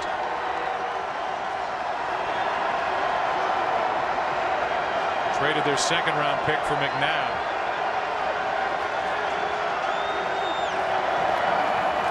On first down, gunned to Driver, not touched. Down inside the 30. They'll mark him at the 26, and a catch and run of 34 yards. You see Washington get into some of their zone coverages, and they just turn people loose. And this time it's Donald Driver just running right up the seam. I mean, for a guy, one, to be left that open, that far down the field, but then to make the catch go to the ground and still have nobody there to get a hand on him, it just tells you that a guy defensively was not where he was supposed to be. Driver picked up 14 yards after he fell down. And now on first down, it's John Kuhn. And he carries it inside the 20. Picked up 7. Adam Carricker, who was traded here from the St. Louis Rams, is in on the stop. To go back to the draft picks that we showed there with the Washington Redskins, or lack thereof, and that's why a lot of people, they look at Mike Shanahan, they say, okay, he's the latest in line of these high-profile, high-name head coaches to come in and try to turn this thing around. This has less to do with Mike Shanahan and mostly to do with Bruce Allen as the general manager and what he's able to do in terms of selecting players and maintaining some of those picks and building the team the way the Packers have built theirs. Kuhn is hit immediately by D'Angelo Hall.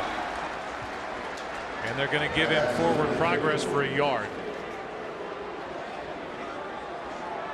Daniel Snyder took over here in 1999, and there have been 6 head coaches, one of them an interim head coach, during the time Daniel Snyder's been in charge. It's hard to believe. I mean, this is a franchise that has not won a division title since Norv Turner was the head coach back in 1999.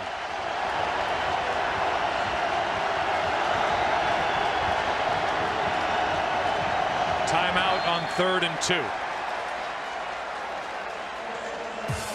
So Aaron Rodgers spins out of there, 3rd down and 2, inside the red zone of the Packers, who lead by 7.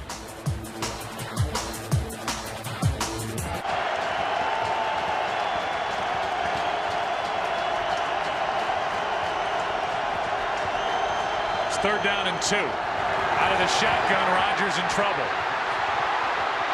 Bulaga with protection, end zone, and the pass incomplete. Jordy Nelson, the intended receiver, and Reed Doughty was defending for the Redskins. And it's 4th down as Gene Steratore explains himself to the Redskins sideline. Well, it's just street ball right here because of all the protection that Aaron Rodgers was afforded. Jordy Nelson just trying to get open there, and Reed Doughty, I think that was a good non-call. He never got turned around, but really no contact to speak of.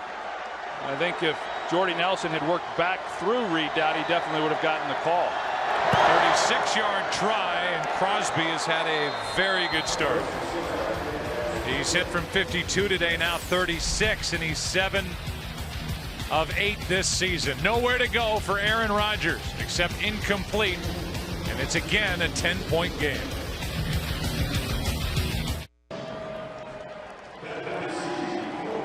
Redskins about to get it back. Crosby has missed only once this season. Driver with a 34-yard catch on that drive. It covered 70 yards. Ended in 3 points. And now Westbrook on the return for Washington. Byron is out across the 20. They'll mark him at the 22. Take a break. 5-yard return. Corey Hall on the stop. 13-3 Green Bay. Redskins with a football. Right in the middle of your picture with the crutches, Jermichael Finley. One of the biggest weapons in the entire NFL. Certainly one of the biggest from the tight end position. He went down early on a fumble, helping to catch and make a tackle of Kareem Moore on a Donald Lee fumble, and Donald Lee also was injured. One of the real steals in the 3rd round in the 08 draft by Ted Thompson. Here is Terrain, and Terrain is brought down by Brad Jones. Fox tonight on an all-new Family Guy. Peter catches his father-in-law doing the unthinkable, and poor old Pop gets kicked out of the house. Now with the old man's life changed forever, there's only one man who can help him survive the singles scene. Don't miss an all-new Family Guy tonight at 9 Eastern, 8 Central on Fox. It makes me want to watch. I'm telling you. 2nd down and 10. McNabb with a good pocket for a while now. Out to his right. Throws low for Cooley. How about Kurt for a game break? How about the Falcons in Cleveland? Matt Ryan hooking up with Roddy White. 45 yards on the score. And the Falcons take the lead over the Browns. 13-10. This game now in the 3rd quarter. Joe, Troy, and Pam. Boy, people forget how good Roddy White is sometimes, don't they? A big-time weapon on the outside for Atlanta. Go back and take a look at that last play. You've got Donovan McNabb, who's scrambling around keeping a play alive. Armstrong keeps going down the field, and then nobody's moving to get open. I mean, nobody gets open and gives Donovan anywhere to go with the football. The guy's been under siege in the pocket. He finally gets outside contained and has time, and yet nobody does anything to give him a place to go with the ball. Now delay a game.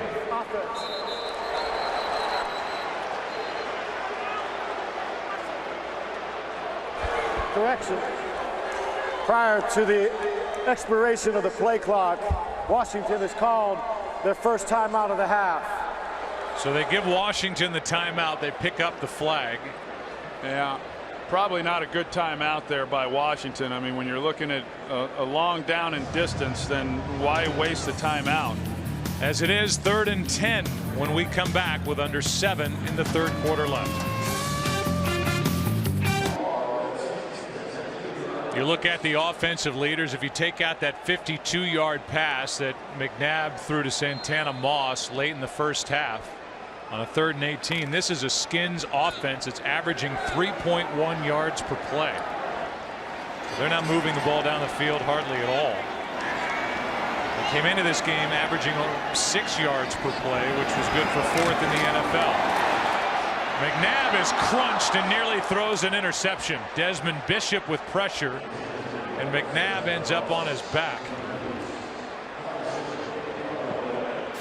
They bring Desmond Bishop just right off the edge, and they clear out Chris Cooley. He's going out into the route, and it looked like Trent Williams, the left tackle, either he should have come off and made the block then on Bishop, or Donovan McNabb's got to know that he's hot.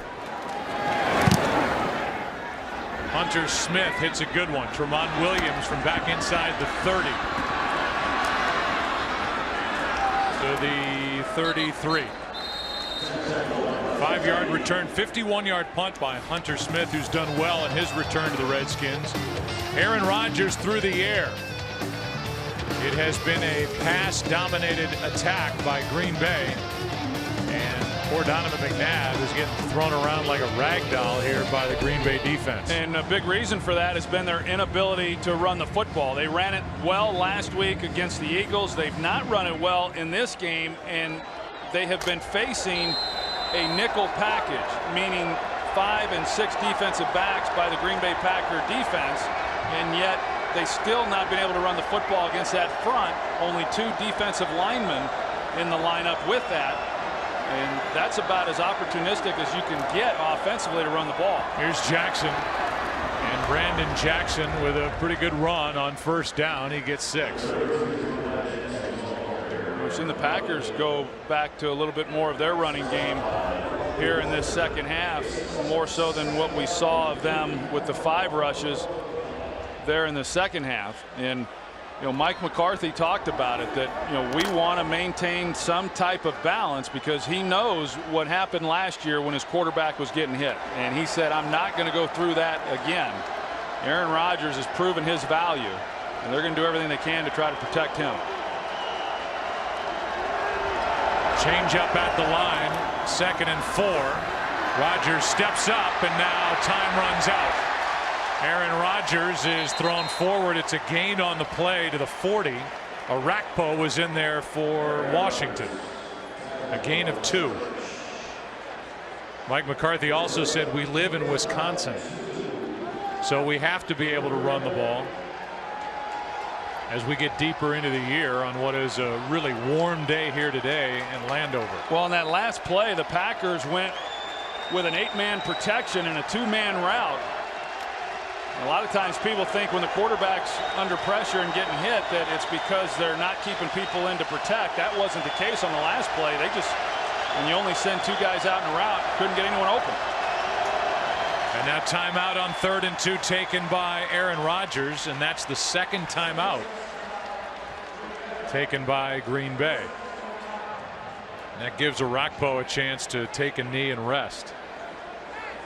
Next week is a doubleheader day, Fox NFL Sunday, and it's a good slate of games. The Falcons, who just went ahead as they play Cleveland, take on the Eagles, Seahawks and the Bears, Lions, Giants, Saints and Bucks. All of that funneling into a big one in the Twin Cities, the Dallas Cowboys and the Minnesota Vikings.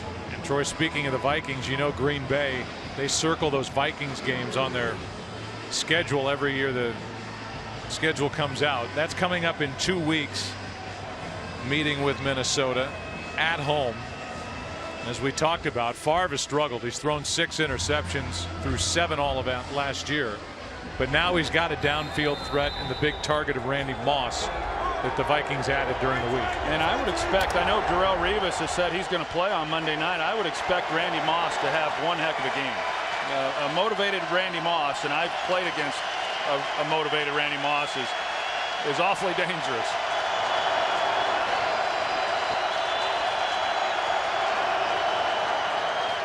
Third down and 2, and the pass is caught by Quarles. And the rookie tight end adjusted to the football and has an 8-yard gain and a first down. Well, we've been talking about Brian Bulaga, and I think he's had himself a well of a game for his first NFL start, and got the right hand going a little bit, but they have not given him much help throughout this game, and Aaron Rodgers has not had much pressure there on the front side. What a catch that was to convert that third down too.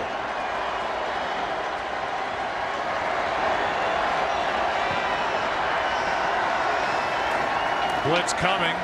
Green Bay picks it up, and this one is to Jennings, who's spun down by Landry after a gain of 14. Yeah, I know Aaron Rodgers talked to us about, hey, we want to get Greg Jennings more involved in our game plan and getting the ball into his hands. And in the first half, they only targeted him twice. He had 1 reception there in the first half. He's had a couple more come his way here in this second half. But coming into the game, he and Donald Driver and Jermichael Finley had all been targeted the same number of times. And so it wasn't from a lack of effort in trying to get the ball to him as to why his numbers or his production was down compared to the other guys. Hand off to Jackson.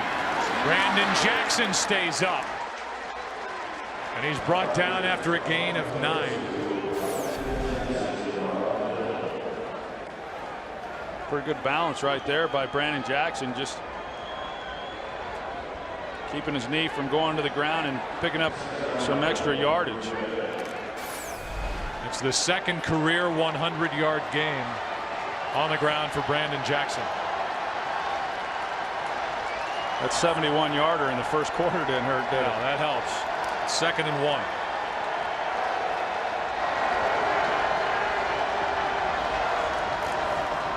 Jackson left side, and a good play by McIntosh.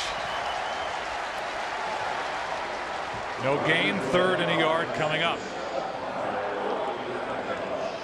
You know, they've got that bootleg off of that action with Aaron Rodgers, and he came out. There was nobody containing him, and James Jones was the guy down the field on his side, and Aaron was talking with him, and I wouldn't be surprised, of course, maybe not here on 3rd down. I wouldn't be surprised if they come back to that, try to get something to James Jones here later.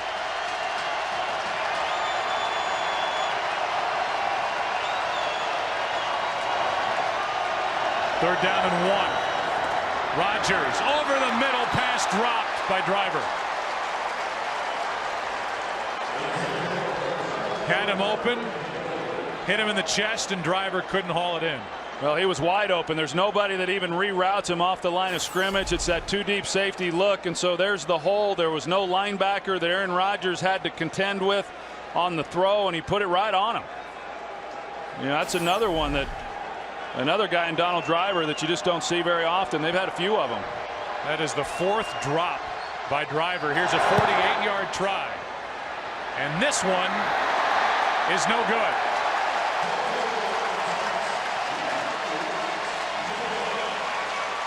Two for 3 on the day, and it's still a 10-point game.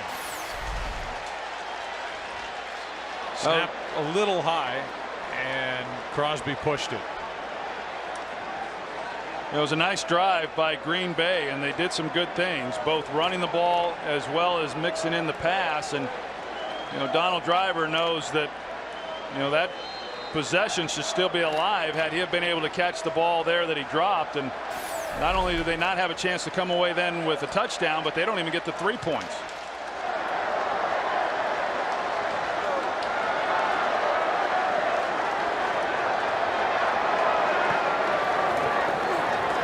McNabb throws it into the ground.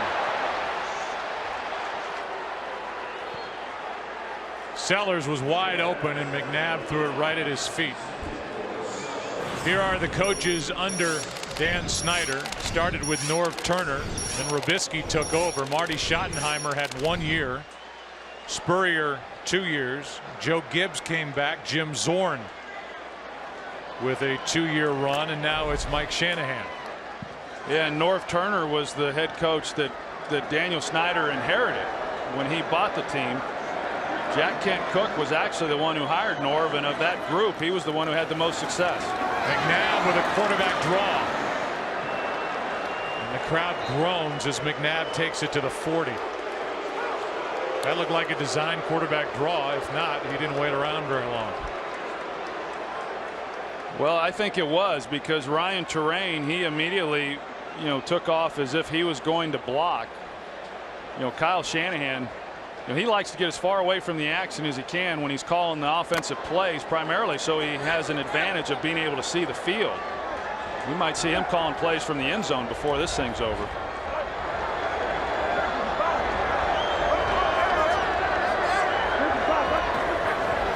Blitz coming from Green Bay. McNabb finds Moss for a first down into Green Bay territory.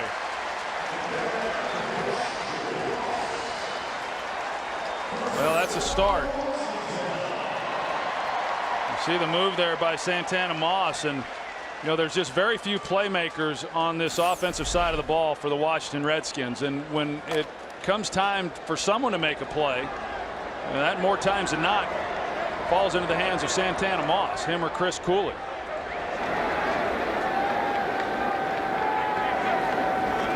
On first down, McNabb ripped to the ground by Mike Neal, the rookie. So the minute the Redskins start to get something going, that's the 4th Green Bay sack of this game and a loss of 9. That's a nice job by Mike Neal. He just keeps playing. You're going to see him right here in the middle.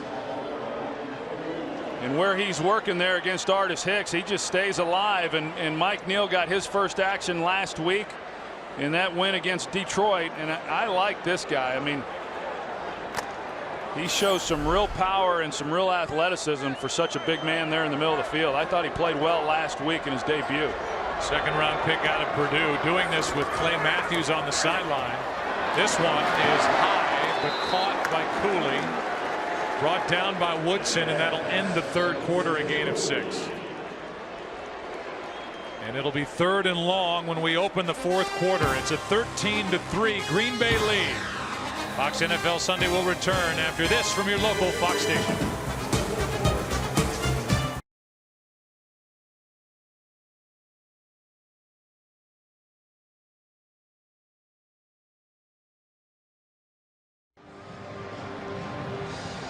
Clay Matthews on the sideline, and we'll go back to the play where he was nicked up.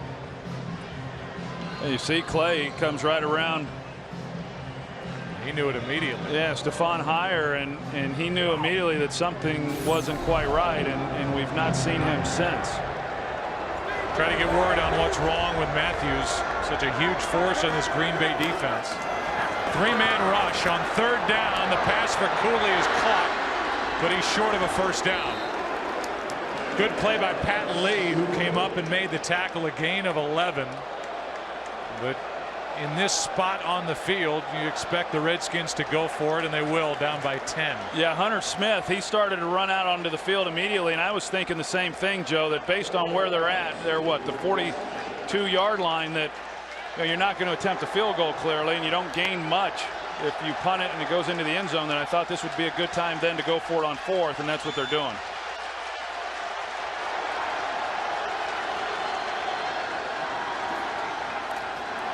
Three-man rush again. McNabb, chased by Jones, just throws it up. Incidental contact, no flag, and the Green Bay Packers take over on downs. Brad Jones with the pursuit of Donovan McNabb. Armstrong was the closest one to it, and this Redskins offense cannot get any traction. Yeah, but you see these guys come off the line of scrimmage, the receivers. There's no real urgency as to what they're doing. I mean, they only had to go 3 to 4 yards, and he just has not had that kind of time in the pocket to try to find somebody, and that's not where Donovan was wanting to go with the ball. And I thought Desmond Bishop, who I think has had a heck of a game for the Green Bay Packers, making the start for Nick Barnett, I think he got away with a hold there on that last play. On first down out of the shotgun, Rodgers, now he goes down and gets a shot at the end of the play from McIntosh, a loss of 2. Lorenzo Alexander was in there to make the play for the Redskins. Here's that previous play that I was talking about. Desmond Bishop, number 55, the linebacker. You can see him right there in the middle. Cooley tries to come out of the route, and he's got a hold of him right there with his left arm, and yet nobody saw it. You talk about this Redskins defense. For them to hold the Green Bay Packers at this point in the game to 13 points, I mean, that's a good job by Jim Haslett and this group. They have given up 334 total yards. Rodgers drops it down for Brandon Jackson, who's hit by LaRon Landry. And there are running backs and receivers who are aware of number 30 for the Redskins. Well, I would be. I mean, this guy plays with a chip on his shoulder, and he loves to hit. That's the kind of safety you want, I think, is somebody who's going to intimidate some people there when they get the ball in their hands. And I agree, Joe. The Redskins defense has given up a lot of yards. Just a little bit like the Week 1 win against Dallas. Gave up a lot of yards to Dallas, but didn't give up many points. And at the end of the day, that's all that matters. But the Redskins offense has got to get something going on their end.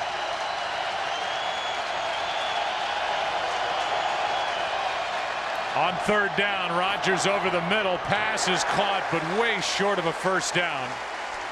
Carlos Rodgers made the play on driver, a gain of 5, and it's 4th down. I think that's a great possession right there defensively by this Washington Redskin group. For the offense to go for it on 4th down, not pick it up, and give the ball to Green Bay with great field position and not even allow them a first down. That's good stuff. Maste, the first-year player, will punt it, his 3rd of the day. It's a knuckler that will, on a couple of hops, be picked up by Banks. And Banks is tripped up near the 40. And it's Corey Hall who saved what could have been a touchdown. Brandon Banks, all 150 pounds of him, almost broke it. Corey Hall made the tackle.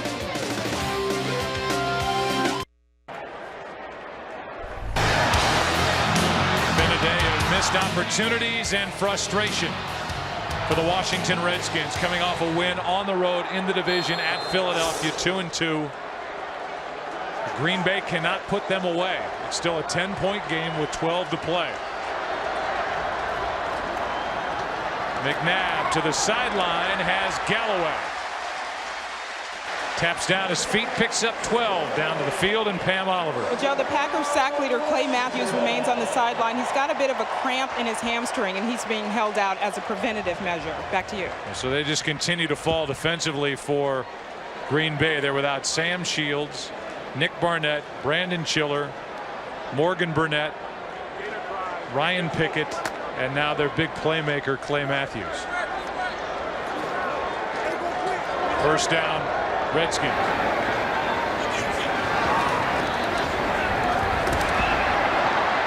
Down the middle, end zone, Armstrong. Touchdown, Washington.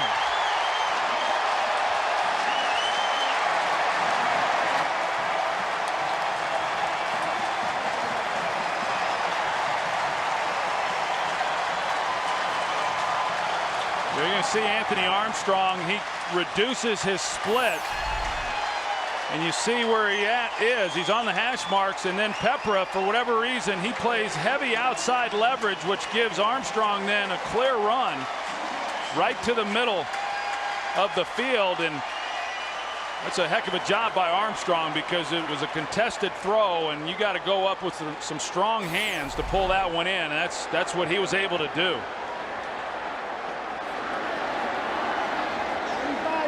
48 yards for the first receiving touchdown in the NFL career of Armstrong.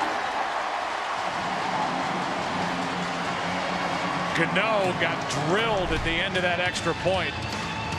We'll check on him when we come back. Armstrong with the reception, McNabb with the throw, and just like that, the Redskins are back in it.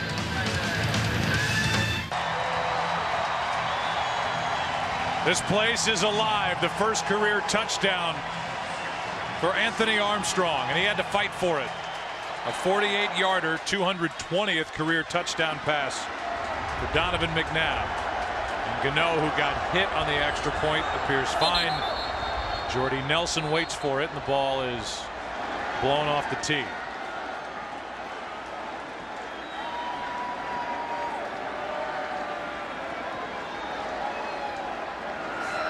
Now they're working on the back of the left leg of Donovan McNabb.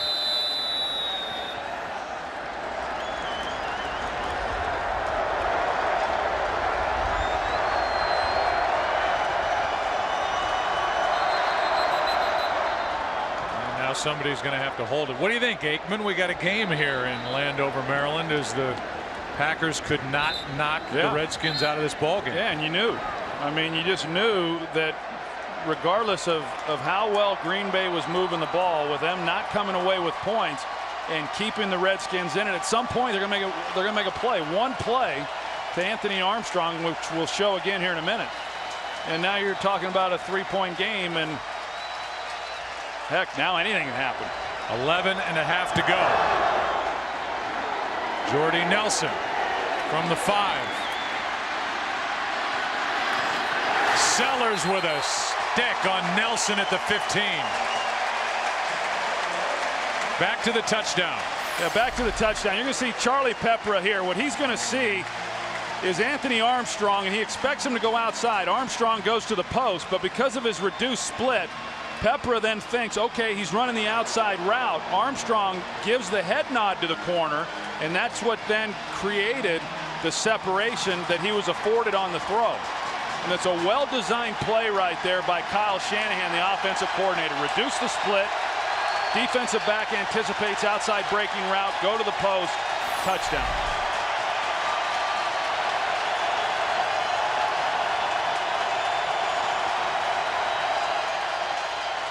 Play action from Rodgers. Can't get away from Orakpo. Incomplete. Crabtree the closest to it.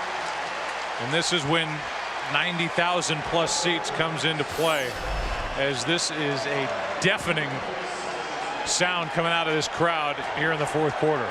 You know, Brian Orakpo, he's a heck of a player, and what a great year he had last year. 11 sacks, tied for the lead for the team, and someone who was an undersized defensive end in college, but he has made the transition well to linebacker here for the Redskins.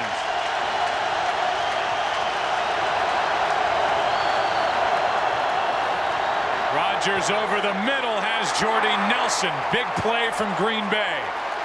Nelson out to the 42, a 25-yard completion. Aaron Rodgers got back, got that ball out of his hands, and if he hadn't of, Brian Orakpo was right there in his lap again.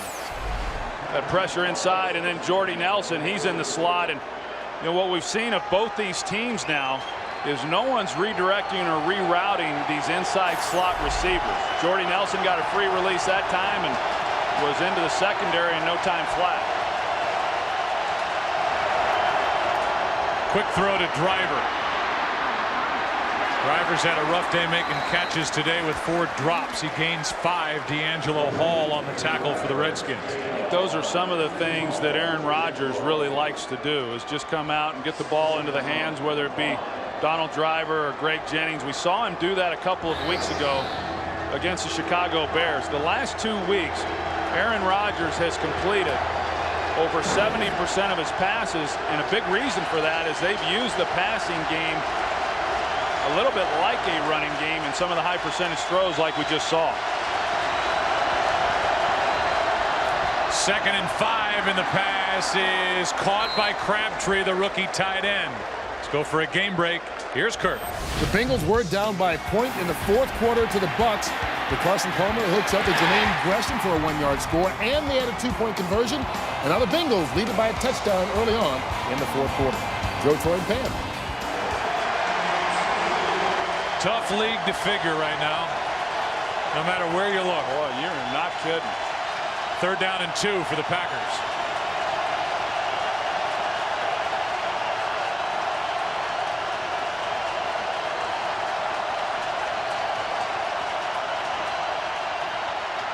That one's tipped and incomplete. Corliss, the intended receiver.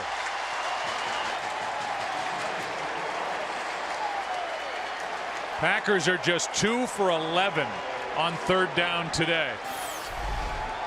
Bonnie Holiday, the veteran, inactive last week, a healthy scratch, an ex-Packer. He's the one who gets his hand on it, and sometimes those are good things because London Fletcher had pretty good coverage there on Corliss. I'm not so sure that that's not intercepted if Bonnie doesn't get a hand on it.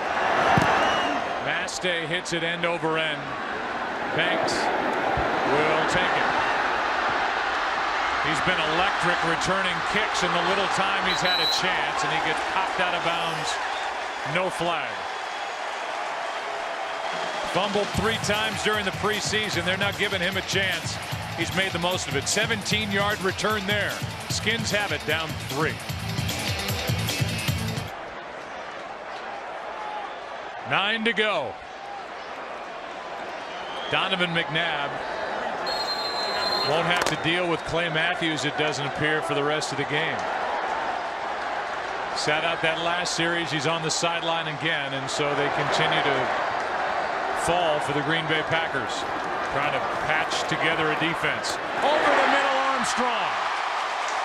It's his coming out party the last 2 possessions. A 23-yard catch from McNabb. Well, and what did Mike Shanahan tell us last week? That when he got the job and put on the film, the guy who's jumped off the film on for him was Anthony Armstrong. And he's done nothing to disappoint in the short time that Mike Shanahan has been the head coach. And now, as we talked about a little bit earlier, he's getting more and more opportunities. You know, a guy who played in the Inside Football League. I think he was in Odessa playing Intense Football League, I guess the name of it is. I've never heard of it, but that's where he was. And for terrain too high. Well, McNabb on the day has thrown for 259 yards. He's 18 of 33.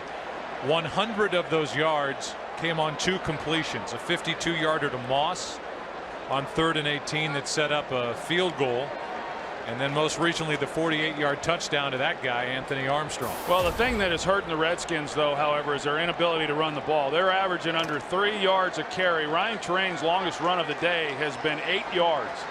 And so they've had to throw it to get anything going, and they're just fortunate that Clay Matthews is no longer in the game, because he'd be all over Donovan McNabb. McNabb underneath, throws high for Galloway. And his time was running out, and the flag comes in. At the end of the play, they're going to say illegal contact.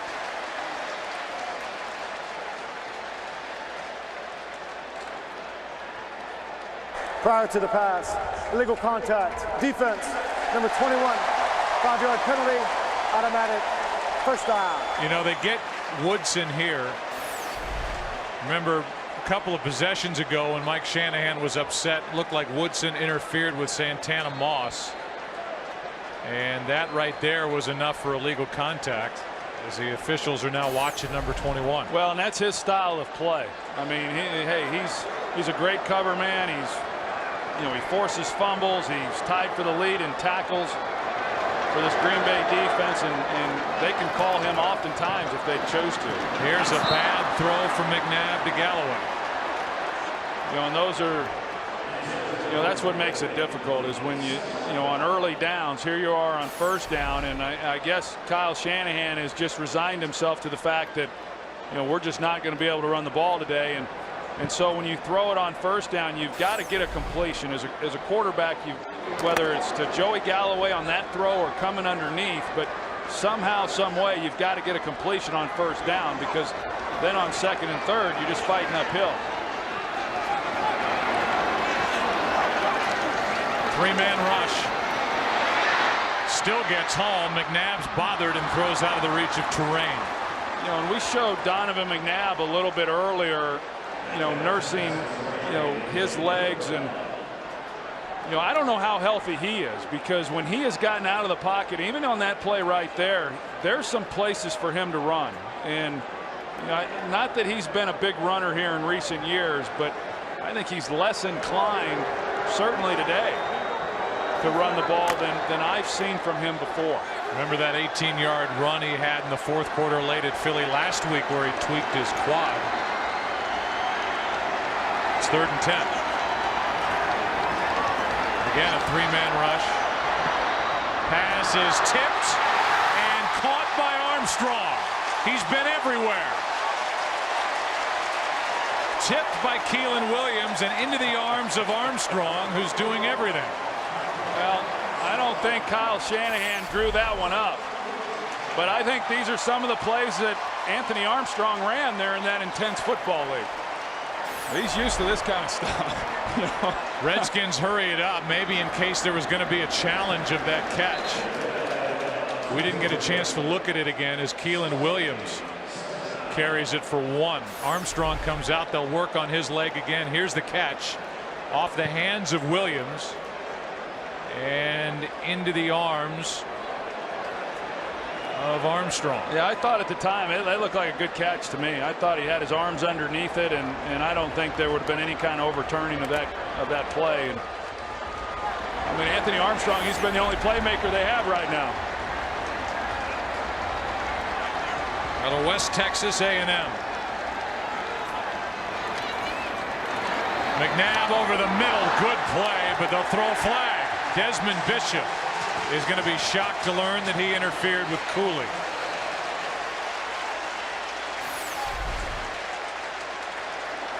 The officials get together. One official may talk the other out, although there was some contact before the ball got there. Yeah, you come in with the left arm and there was contact there, and then he tries to come around with the right hand and knock the ball down, and they're still meeting, the officials. It's 2 guys who had a look at it, talking about what looks to be now there an is no interference. Foul for defensive pass interference on the play.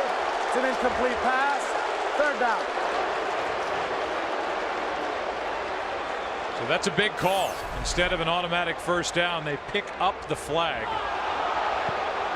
And Bishop definitely got his body into the back of Cooley before the ball got there. Yeah, his left arm, there was contact in the back, and his left arm was on him as well. I thought when the flag came out it was a good call, and I thought they should have stuck with it. Be a 51-yard field goal try from here if the Redskins don't move it at all. It's 3rd down and 9.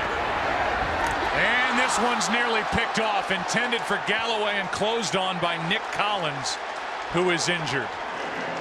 He's been bothered by a bad knee, and he'll limp off as he was sizing up that pass to Galloway. You know, I think Donovan was trying to, with the throw, you know, you hear the crowd react. They wanted pass interference on Nick Collins there. I don't think there should have been, but I think Donovan was trying to pull Galloway up in the hole. He saw Nick Collins and knew that he'd be driving on the pass, but Galloway just kept going through the zone and didn't give McNabb where to go with it. This to tie it from Gano, and he pushes it wide right. A 51-yard miss. So the Redskins still trail by 3 as Green Bay takes over with good field position. 6.5 to go. Here is the 51-yard try by Gano. Good snap, good hold, and Gano pushed it wide right. Would have tied it. Instead, 13-10 Packers. And they start at their 41. Last week, a similar situation at home against Detroit where they were able to run out the clock basically by using their ground game. Can they do it today? Jackson carries it for 6. Here's the play in the end zone, or close to the end zone at the 10 by Galloway. The question was, did Collins interfere? You and I agree that he didn't. Yeah, I agree. You know, on the one on Nick Collins, I did not think was pass interference. This one, however, with Desmond Bishop, I did. And Mike Shanahan pointed out to the official that that's now 2 that they've missed because of the one earlier in the game on Charles Woodson that they failed to call. 2nd down and 4. Toss to John Kuhn. Rodgers makes the play. And there's a penalty flag on the field. And it's a hold against Green Bay. Looks like it's on Andrew Quarles. Yeah. Holding, offense, number 81. 10-yard penalty, replay, 2nd down. And it's Arakpo again, who came in having drawn 5 holding calls. The sacks have not been there for Arakpo, but he has been such a problem that offensive linemen, in this case a tight end, have to hang on to him. What an impressive guy in our visit with him on Friday. You can tell this guy's he's just a real pro. He's going to be wreaking havoc on quarterbacks and opposing offenses for a long time.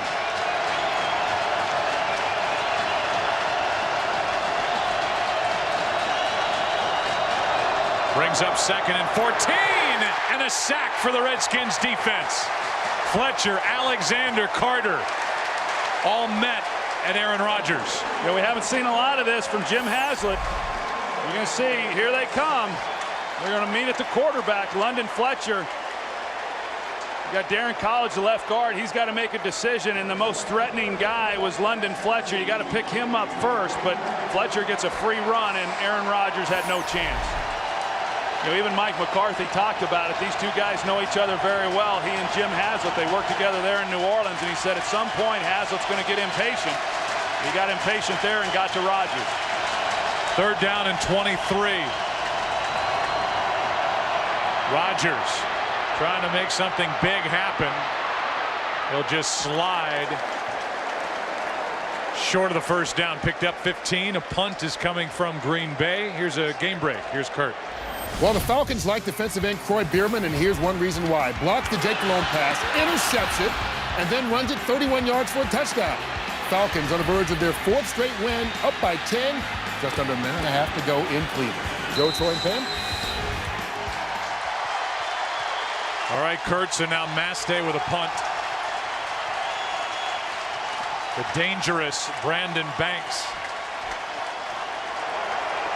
waits for Washington. Booming punt. It goes sideways but into the end zone.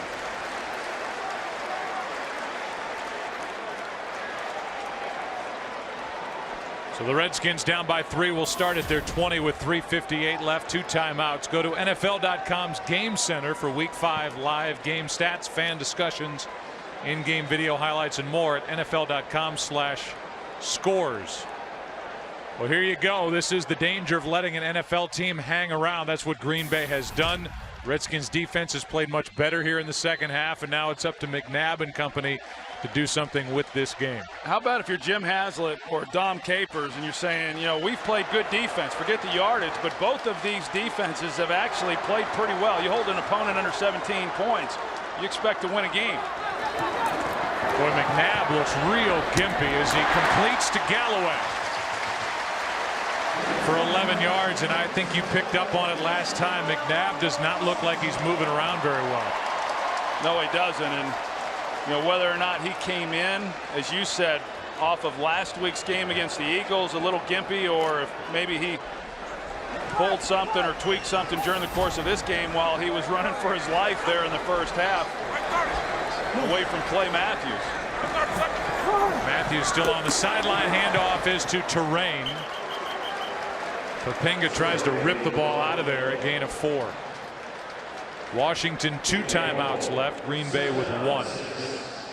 Well, you know what Washington is trying to do. Clearly they want to get into a position to where they can at least come away with a field goal, but you know what they would ideally want to do is take time off this clock, get Terrain going, hit some high percentage passes, drive this thing down, and then come away with a touchdown with no time on the clock. Blitz coming from Green Bay over the middle. Cooley, first down and more. Still going. Near the 35.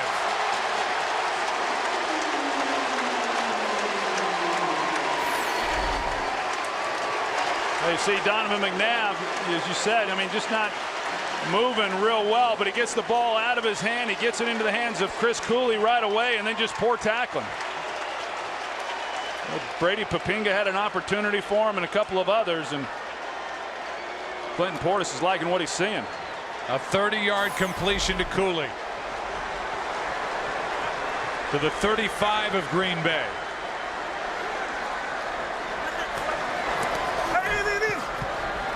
McNabb over the middle. That pass somehow is into the gut of Cooley as we hit the 2-minute warning.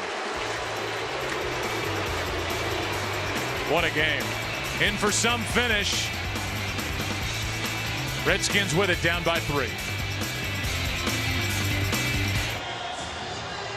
Some new audiences will start to join us as we make our way through the final 2 minutes. There's the game summary, the day for Rodgers. All the injuries for Green Bay that now includes Clay Matthews. McNabb is over 300 yards, and Anthony Armstrong has been a hero here in the second half for the Redskins, who are down by 3. Welcome in a new audience. That's us. Washington Redskins would not go away all day. In the first half, certainly, that was dominated by the Green Bay Packers, and Aaron Rodgers did not put up points at the end of extended drives, and now the Redskins have made a second half comeback. They trail by 3. 2 timeouts left, 2nd and 4, and a handoff to Terrain. And the running game has not been there all day for the Redskins. A gain of 2. Popenga on the tackle. And now an important 3rd and 2 coming up for Washington. You know, I just look at this game right now from Green Bay's perspective defensively, and you just say, you know, what a difference it has been since Clay Matthews came out of the lineup. I mean, we've seen Donovan, yeah, there's been some pressure, but he hasn't been running for his life like he was when Clay Matthews was out there on the field. You talk about an impactful player. So many times when you say playmaker, you're referring to offensive guys. This guy is one of the greatest playmakers in the game in just his 2nd year. Redskins will use a timeout. We'll give you a recap. It started out well. First of all, a fumble by Donald Lee. Redskins did nothing with it, and then Donald Lee in for a touchdown. He would leave with an injury. Aaron Rodgers is skipping around. Everybody's happy. The defense for Green Bay is playing well, knocking McNabb around. However, McNabb with 2 big completions, one to Moss, that touchdown to Armstrong. Most recently, Gano missed what would have been a game-tying 51-yard field goal attempt. It's 13-10 Packers, but inside field goal range are the Redskins now. The total yardage is starting to even out as the Redskins have flat out outplayed Green Bay in this second half. Yeah, I would agree, and this is a big third down, obviously, for both sides. And you know, if you're Green Bay, I think you've got to try to jam Chris Cooley up and not let him off the line of scrimmage. Earlier, I said the 2 playmakers for this offense are Chris Cooley and then Santana Moss, and anytime they need a play, that's where they're going. But I wouldn't take my eyes off Anthony Armstrong either, based on what he's done in this ball game.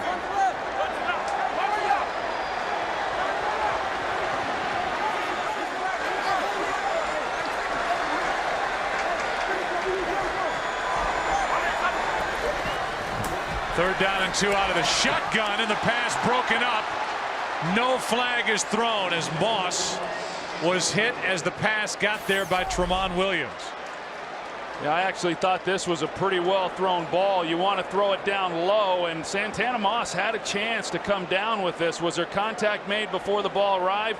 Yeah, it looked like there might have been, but I think that's a ball still that Santana Moss could have caught. And for Donovan, that was well thrown, keeping it down low to where a guy can protect himself and make what should have been an easy catch. 45-yard try to tie it. Gano with a stutter step start and gets it inside the right upright. Almost a false start by Gano. I don't think Gano's taking a breath yet. He would have been a little reluctant to go over there and have to face Mike Shanahan had he have missed his second one. As it is, it's a tie game. Gano is 2 out of 3 on the day. The interesting part was Gano started forward earlier than he wanted to, had to stop himself and then restart.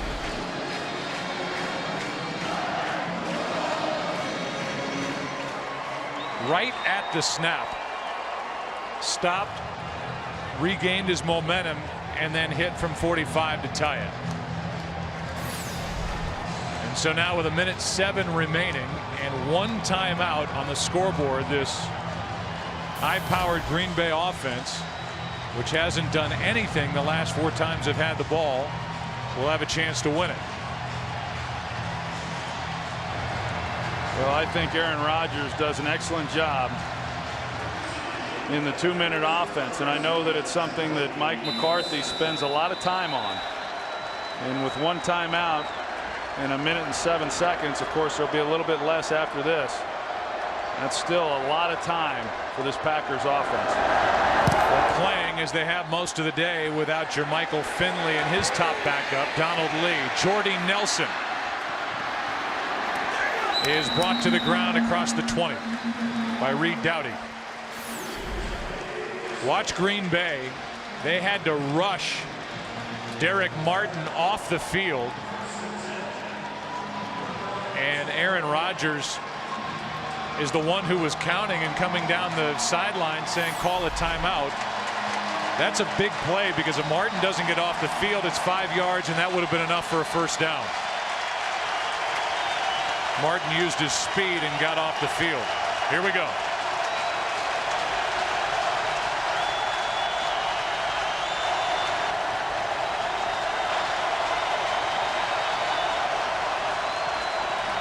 Rodgers completes.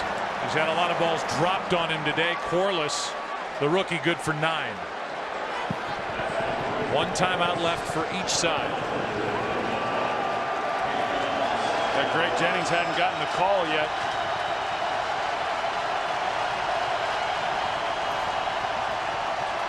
Rodgers gets away, and he'll carry it for a first down, not slide and make it up to the 44-yard line. Trying to save that timeout for the field goal unit.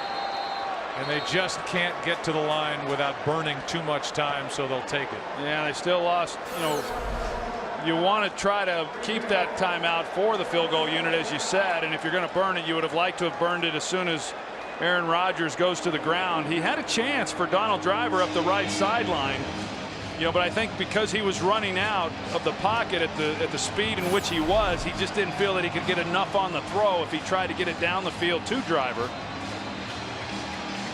Mason Crosby hit a franchise record 56-yarder. Week 1 at Philadelphia. The Green Bay Packers would have to take it to that spot, just inside the 40. So you're looking at about 17 yards is all they need, and that's not much. That also leaves the middle of the field, at least for the moment, open because they'd have time to get up and clock the ball. Yeah, and that's what we're seeing from the Redskins is they're still playing those safeties wide. But because of the amount of time on the clock, the Packers can work anywhere on the field that they want to and still have time to kill the clock and get a field goal unit onto the field.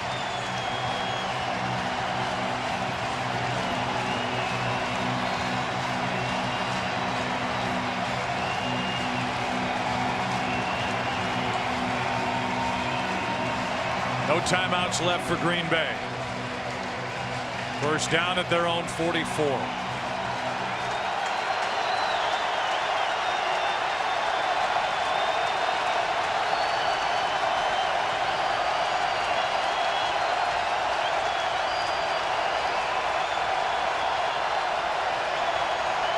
The Redskins are showing pressure too.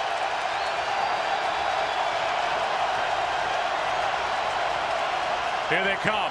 Rodgers rolls right and hits Corliss. And just like that, the Packers are inside field goal range.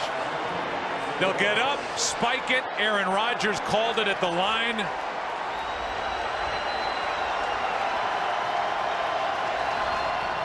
And Rodgers will clock it with 7 seconds remaining. Well, you're going to see D'Angelo Hall was in coverage on Corliss, and he plays soft.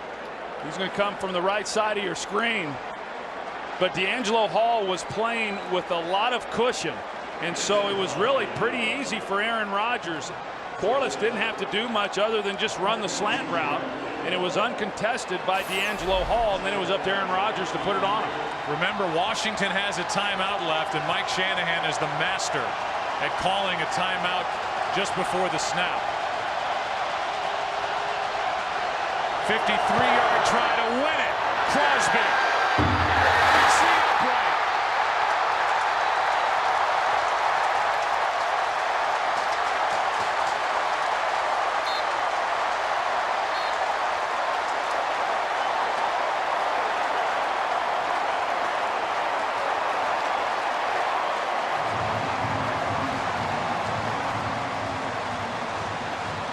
One second remains in regulation.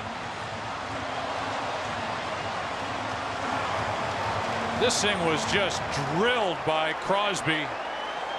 How high up the upright it hits from 53 yards.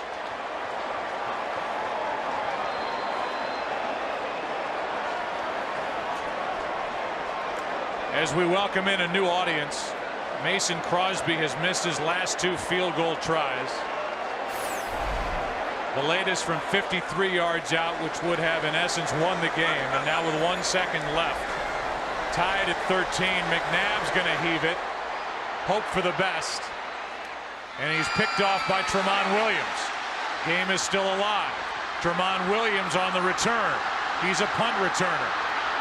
A little room to run, a little anxiety in Landover, but now we're through regulation as he slides down inside the 35. For that audience that just joined us, and now, by the way, the rookie Trent Williams is hurt.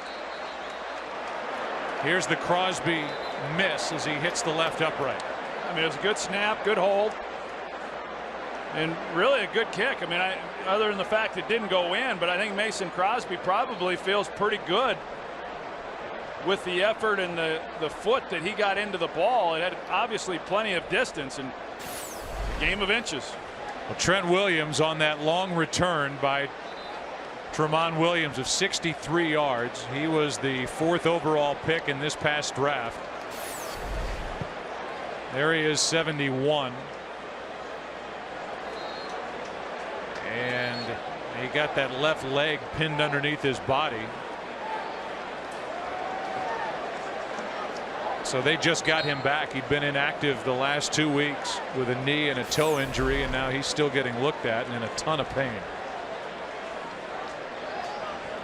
But we are headed to overtime, and so while 71 is on his back, they're going to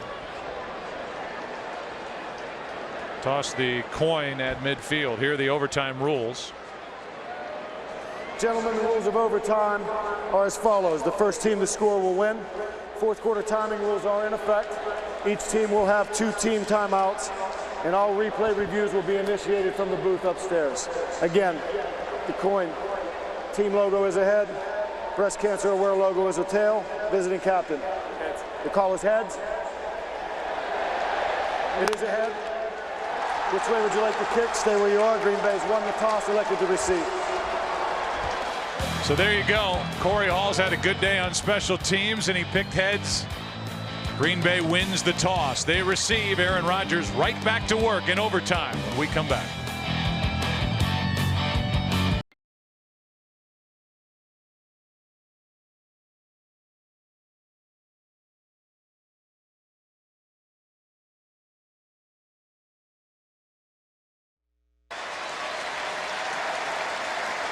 Well, here we go, overtime in Landover, Maryland. The Green Bay Packers will start with a football, and Trent Williams is just now getting off the field.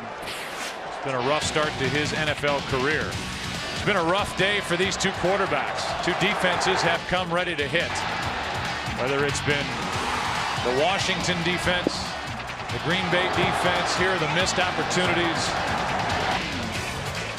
And Gano was able, after missing from 51 yards, to hit from 45, just inside the right upright, to tie this game at 13. Then on the other end, it was Mason Crosby hitting the left upright from 53, and here we are. Pat Lee. Been a carousel of players back there for Green Bay. Pat Lee gets another chance.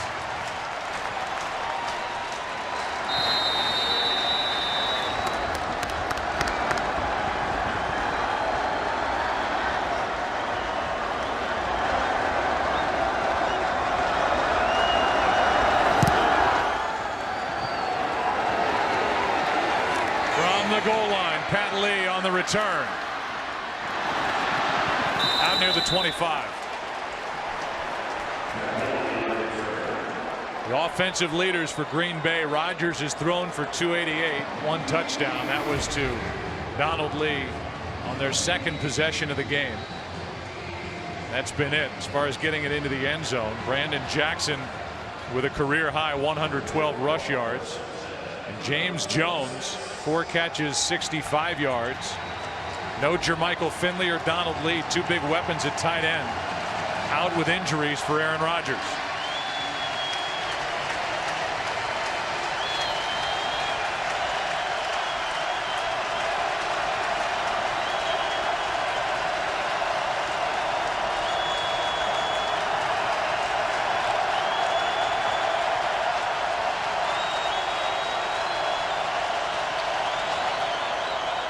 Handoff is to Jackson.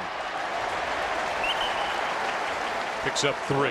Here are the injuries for Green Bay. Finley went out with a knee. He's been on crutches. Donald Lee a shoulder. Ryan Pickett an ankle, and Clay Matthews a hamstring. Well, you look at those 2 guys, the guy on top and then on the bottom, Jermichael Finley and Clay Matthews. I mean,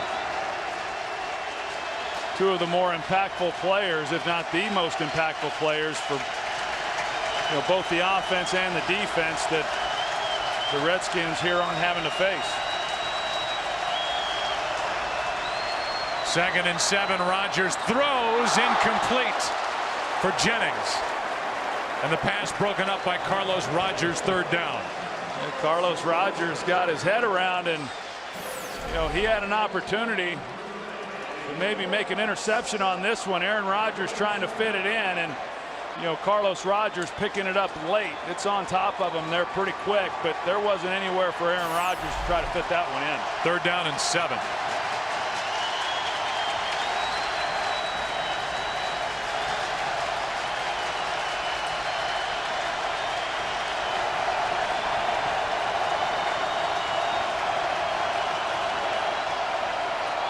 The rookie Balaga moved early. It'll be 3rd and 12. False start. Offense, number 75. 5-yard penalty. 3rd down. The Redskins started to bring some pressure to that side. You see Carlos Rogers, and you know, they're trying to sift it down because Lorenzo Alexander, number 97, he was also in a stand-up position and awfully loud right now here at FedEx Field.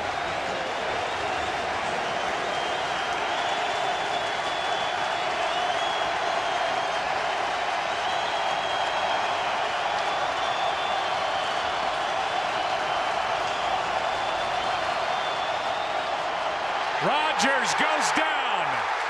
Orakpo.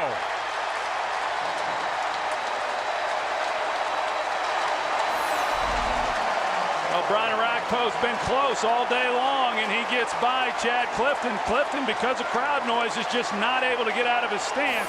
Brian Orakpo goes on reaction of the snap, and he's by Clifton before Clifton even knows what happened, and drills Aaron Rodgers. Washington should be left with great field position. Brandon Banks waits for the punt from Mastek.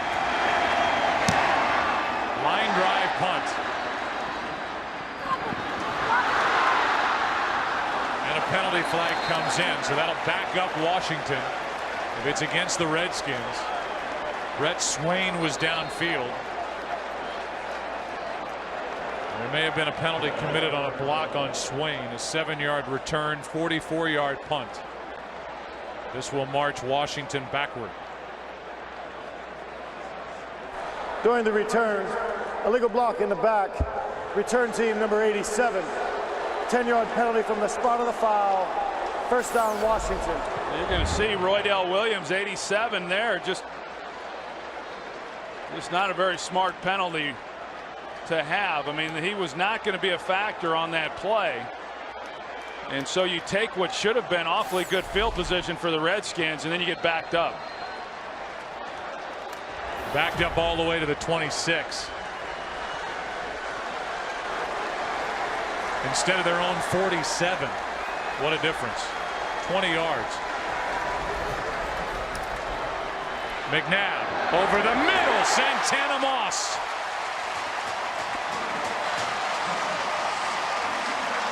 Pretty good route there by Santana Moss. You're going to see him start to the out route, and then he comes around and gets into the seam there. That was Pat Lee that he ran the route on, but in order to get that throw off, you've got to have some protection then within the pocket. You know, I go back to Clay Matthews not being in the lineup, and Donovan McNabb having had a little more time ever since he got over on the sidelines. McNabb, Moss again.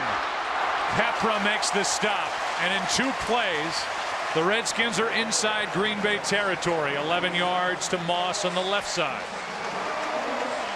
We told you about the injury to Clay Matthews, but if you're just joining us, a Green Bay defense without Nick Barnett, Brandon Schiller, their starting strong safety, the rookie Morgan Burnett's on IR, Sam Shields, their nickelback, Ryan Pickett has been out since early in the first half as the Packers try and patch together a defense. Well, I'd have to believe Dom Capers is real close here to start bringing pressure and selling out. Here they come. Pass is low for Joey Galloway.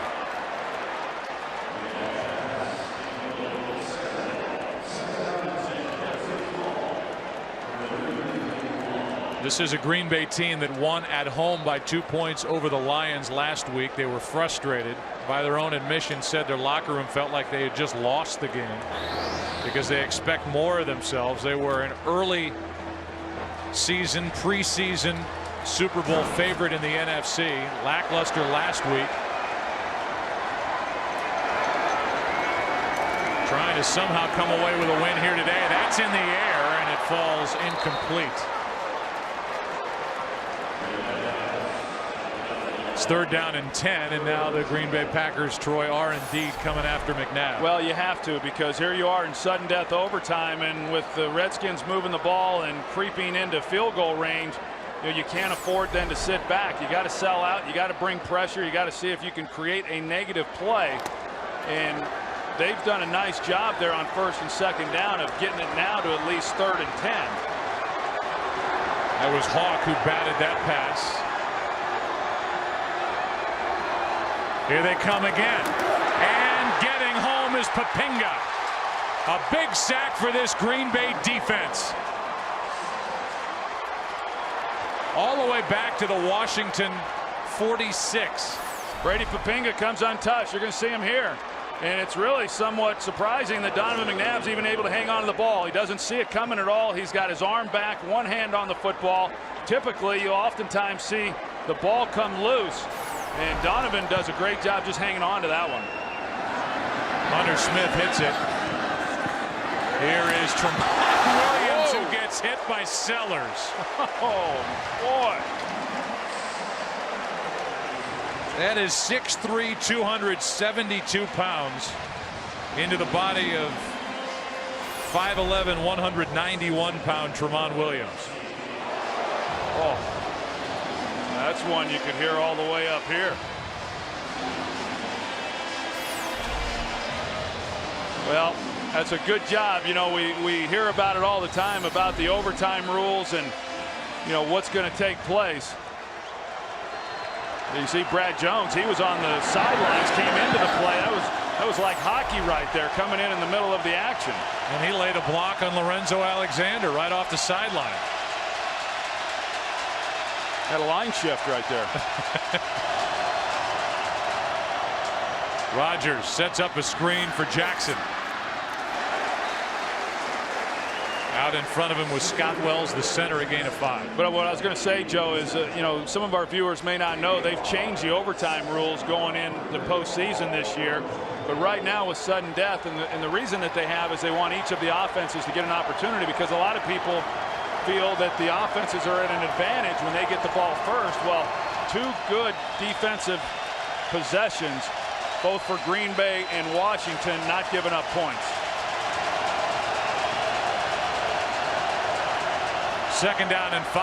Rodgers steps up and throws, and he's picked off by Landry. LaRon Landry hangs on to it, takes it down to the 16.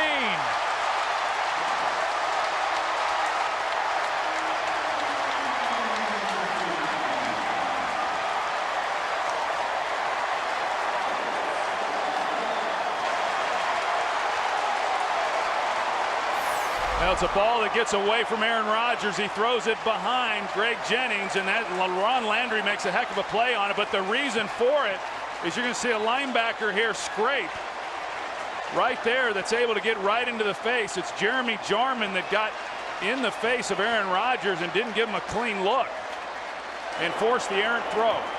How about the day for Landry? He just returned to 23 yards. He's got 13 tackles, a forced fumble, and now his first interception of the season. Hey, this Washington Redskin team, we'll see what happens here on this possession, but you look through the first 5 games, certainly the first 4 games of the season, they've just found ways to win a game or get in a game. They've done it a lot of different ways, including this game here today. They're going to review the interception. It's a clean interception. See, one of his teammates asked LaRon Landry. Pass was behind Greg Jennings, and then Landry with a great athletic play puts it against his body, and that's clean all the way. They have these new high-def boards on either end in FedEx Field, and so the crowd knows it's a clean catch too. The other part of it is, was he touched by Greg Jennings as he made that roll for the interception? The interception's clean, but how about the 23-yard return? If their legs hit right there. Yep. He's down, and you would take the return off the board, and the objective would be made tougher to gain by the Redskins, as they'd have to move it back down into better field goal range.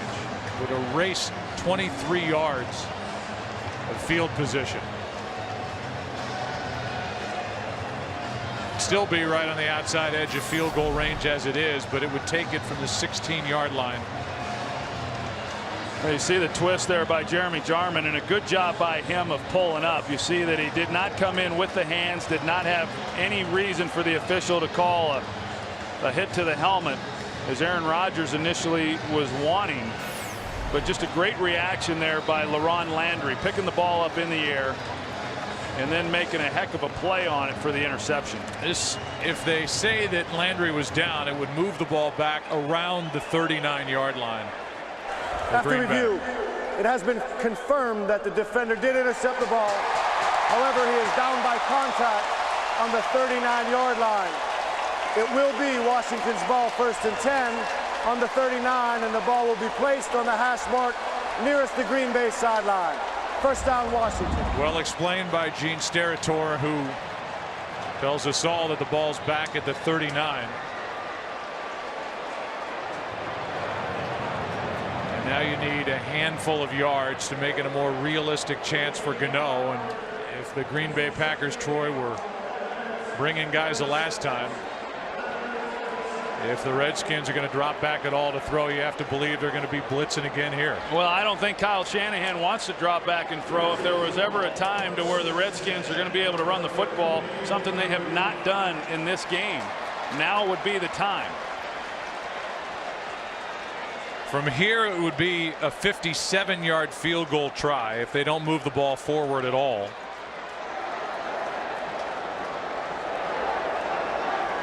The long for Gano, 49 yards in week 1. He missed and hit just grazed the outside part of the right upright from 51 here in the 4th quarter. So the Redskins need yards. Well, I would think if they're not able to run the ball, I think they're going to try to run it, although they've got Keelan Williams, in the backfield. But I would expect to see them get McNabb out on the edge.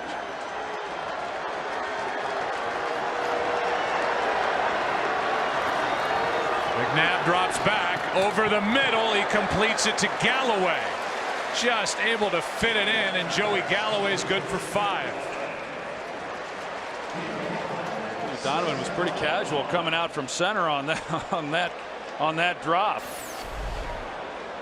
But he threw a dart in there to Galloway. Kept it away from Charles Woodson. Always around the football at 2nd and 5. Blitz coming. Pass is juggled and caught by Cooley. A yard shy of a 1st down. He got 4.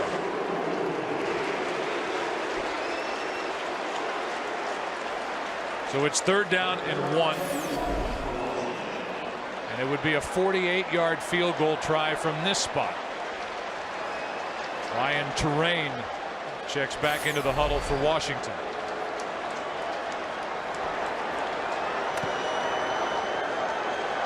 An important 4 yards on that juggled catch by Cooley. Play action from McNabb. Throws, and it's incomplete, but Sellers was knocked down by Papinga.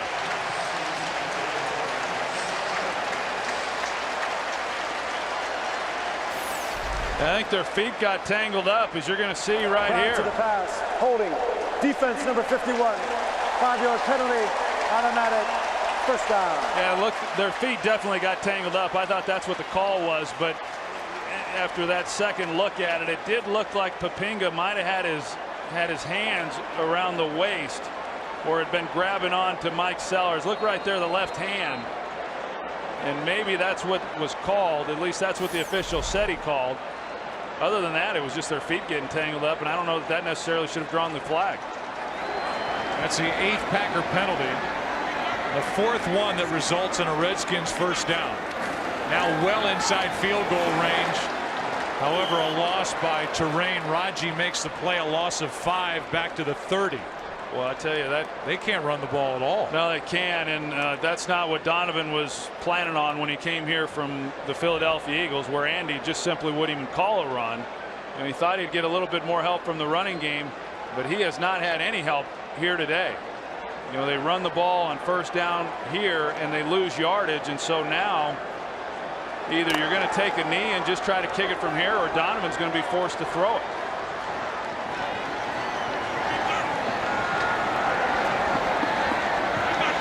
On 2nd and 15. Pass is incomplete, and here's another flag. Charles Woodson interfering with Armstrong, who gets up limping away. Pass interference, defense, number 21, spotted a foul, automatic, first down. Remember the injury to Trent Williams. This is an offensive line. And now Woodson is yelling at the official, does not get another flag. Williams is out. Stephon Hires playing left tackle. Jamal Brown is out. Artis Hicks has slid out to right tackle, and Will Montgomery's playing at right guard. One of the reasons why their run game might be shut down here in the overtime period. First down, Washington, and McNabb getting more than I'm sure he expected. Plowing forward, gets 6. Yeah, now Mike Shanahan's trying to make a decision as to, okay, do we just kick it from here, or we try that quarterback sneak again, or you know, what exactly do we want to do? And it looks like they're going to run another play, whether that's to try to move it to the middle of the field. You know, these pro hash marks are so close anyway, or are they going to try to get it a little bit closer? Be a 35-yard try from here. And McNabb awfully close to the 15. Yeah, and that's what they did. They picked up a little more yardage, but McNabb trying to center the ball in between the hashes and make this as easy as he can on Graham Gano. I think you got to give Donovan McNabb some credit for the job that he has done today. And the Redskins, after being dominated in the first half, are a 33-yard field goal away from winning this game over Green Bay. And the Packers would call a timeout. Here's the day for Graham Gano in the kicking game. He pushed one wide right from 51 yards, then to tie it. A little stutter step, a false start, hit from 45. Had a short one of 26 yards early. So he's 2 out of 3. He's about to try and win it for the Redskins with a 33-yard attempt. Washington hung around.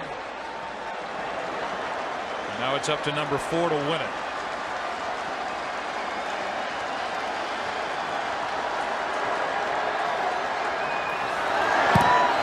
Gano wins it.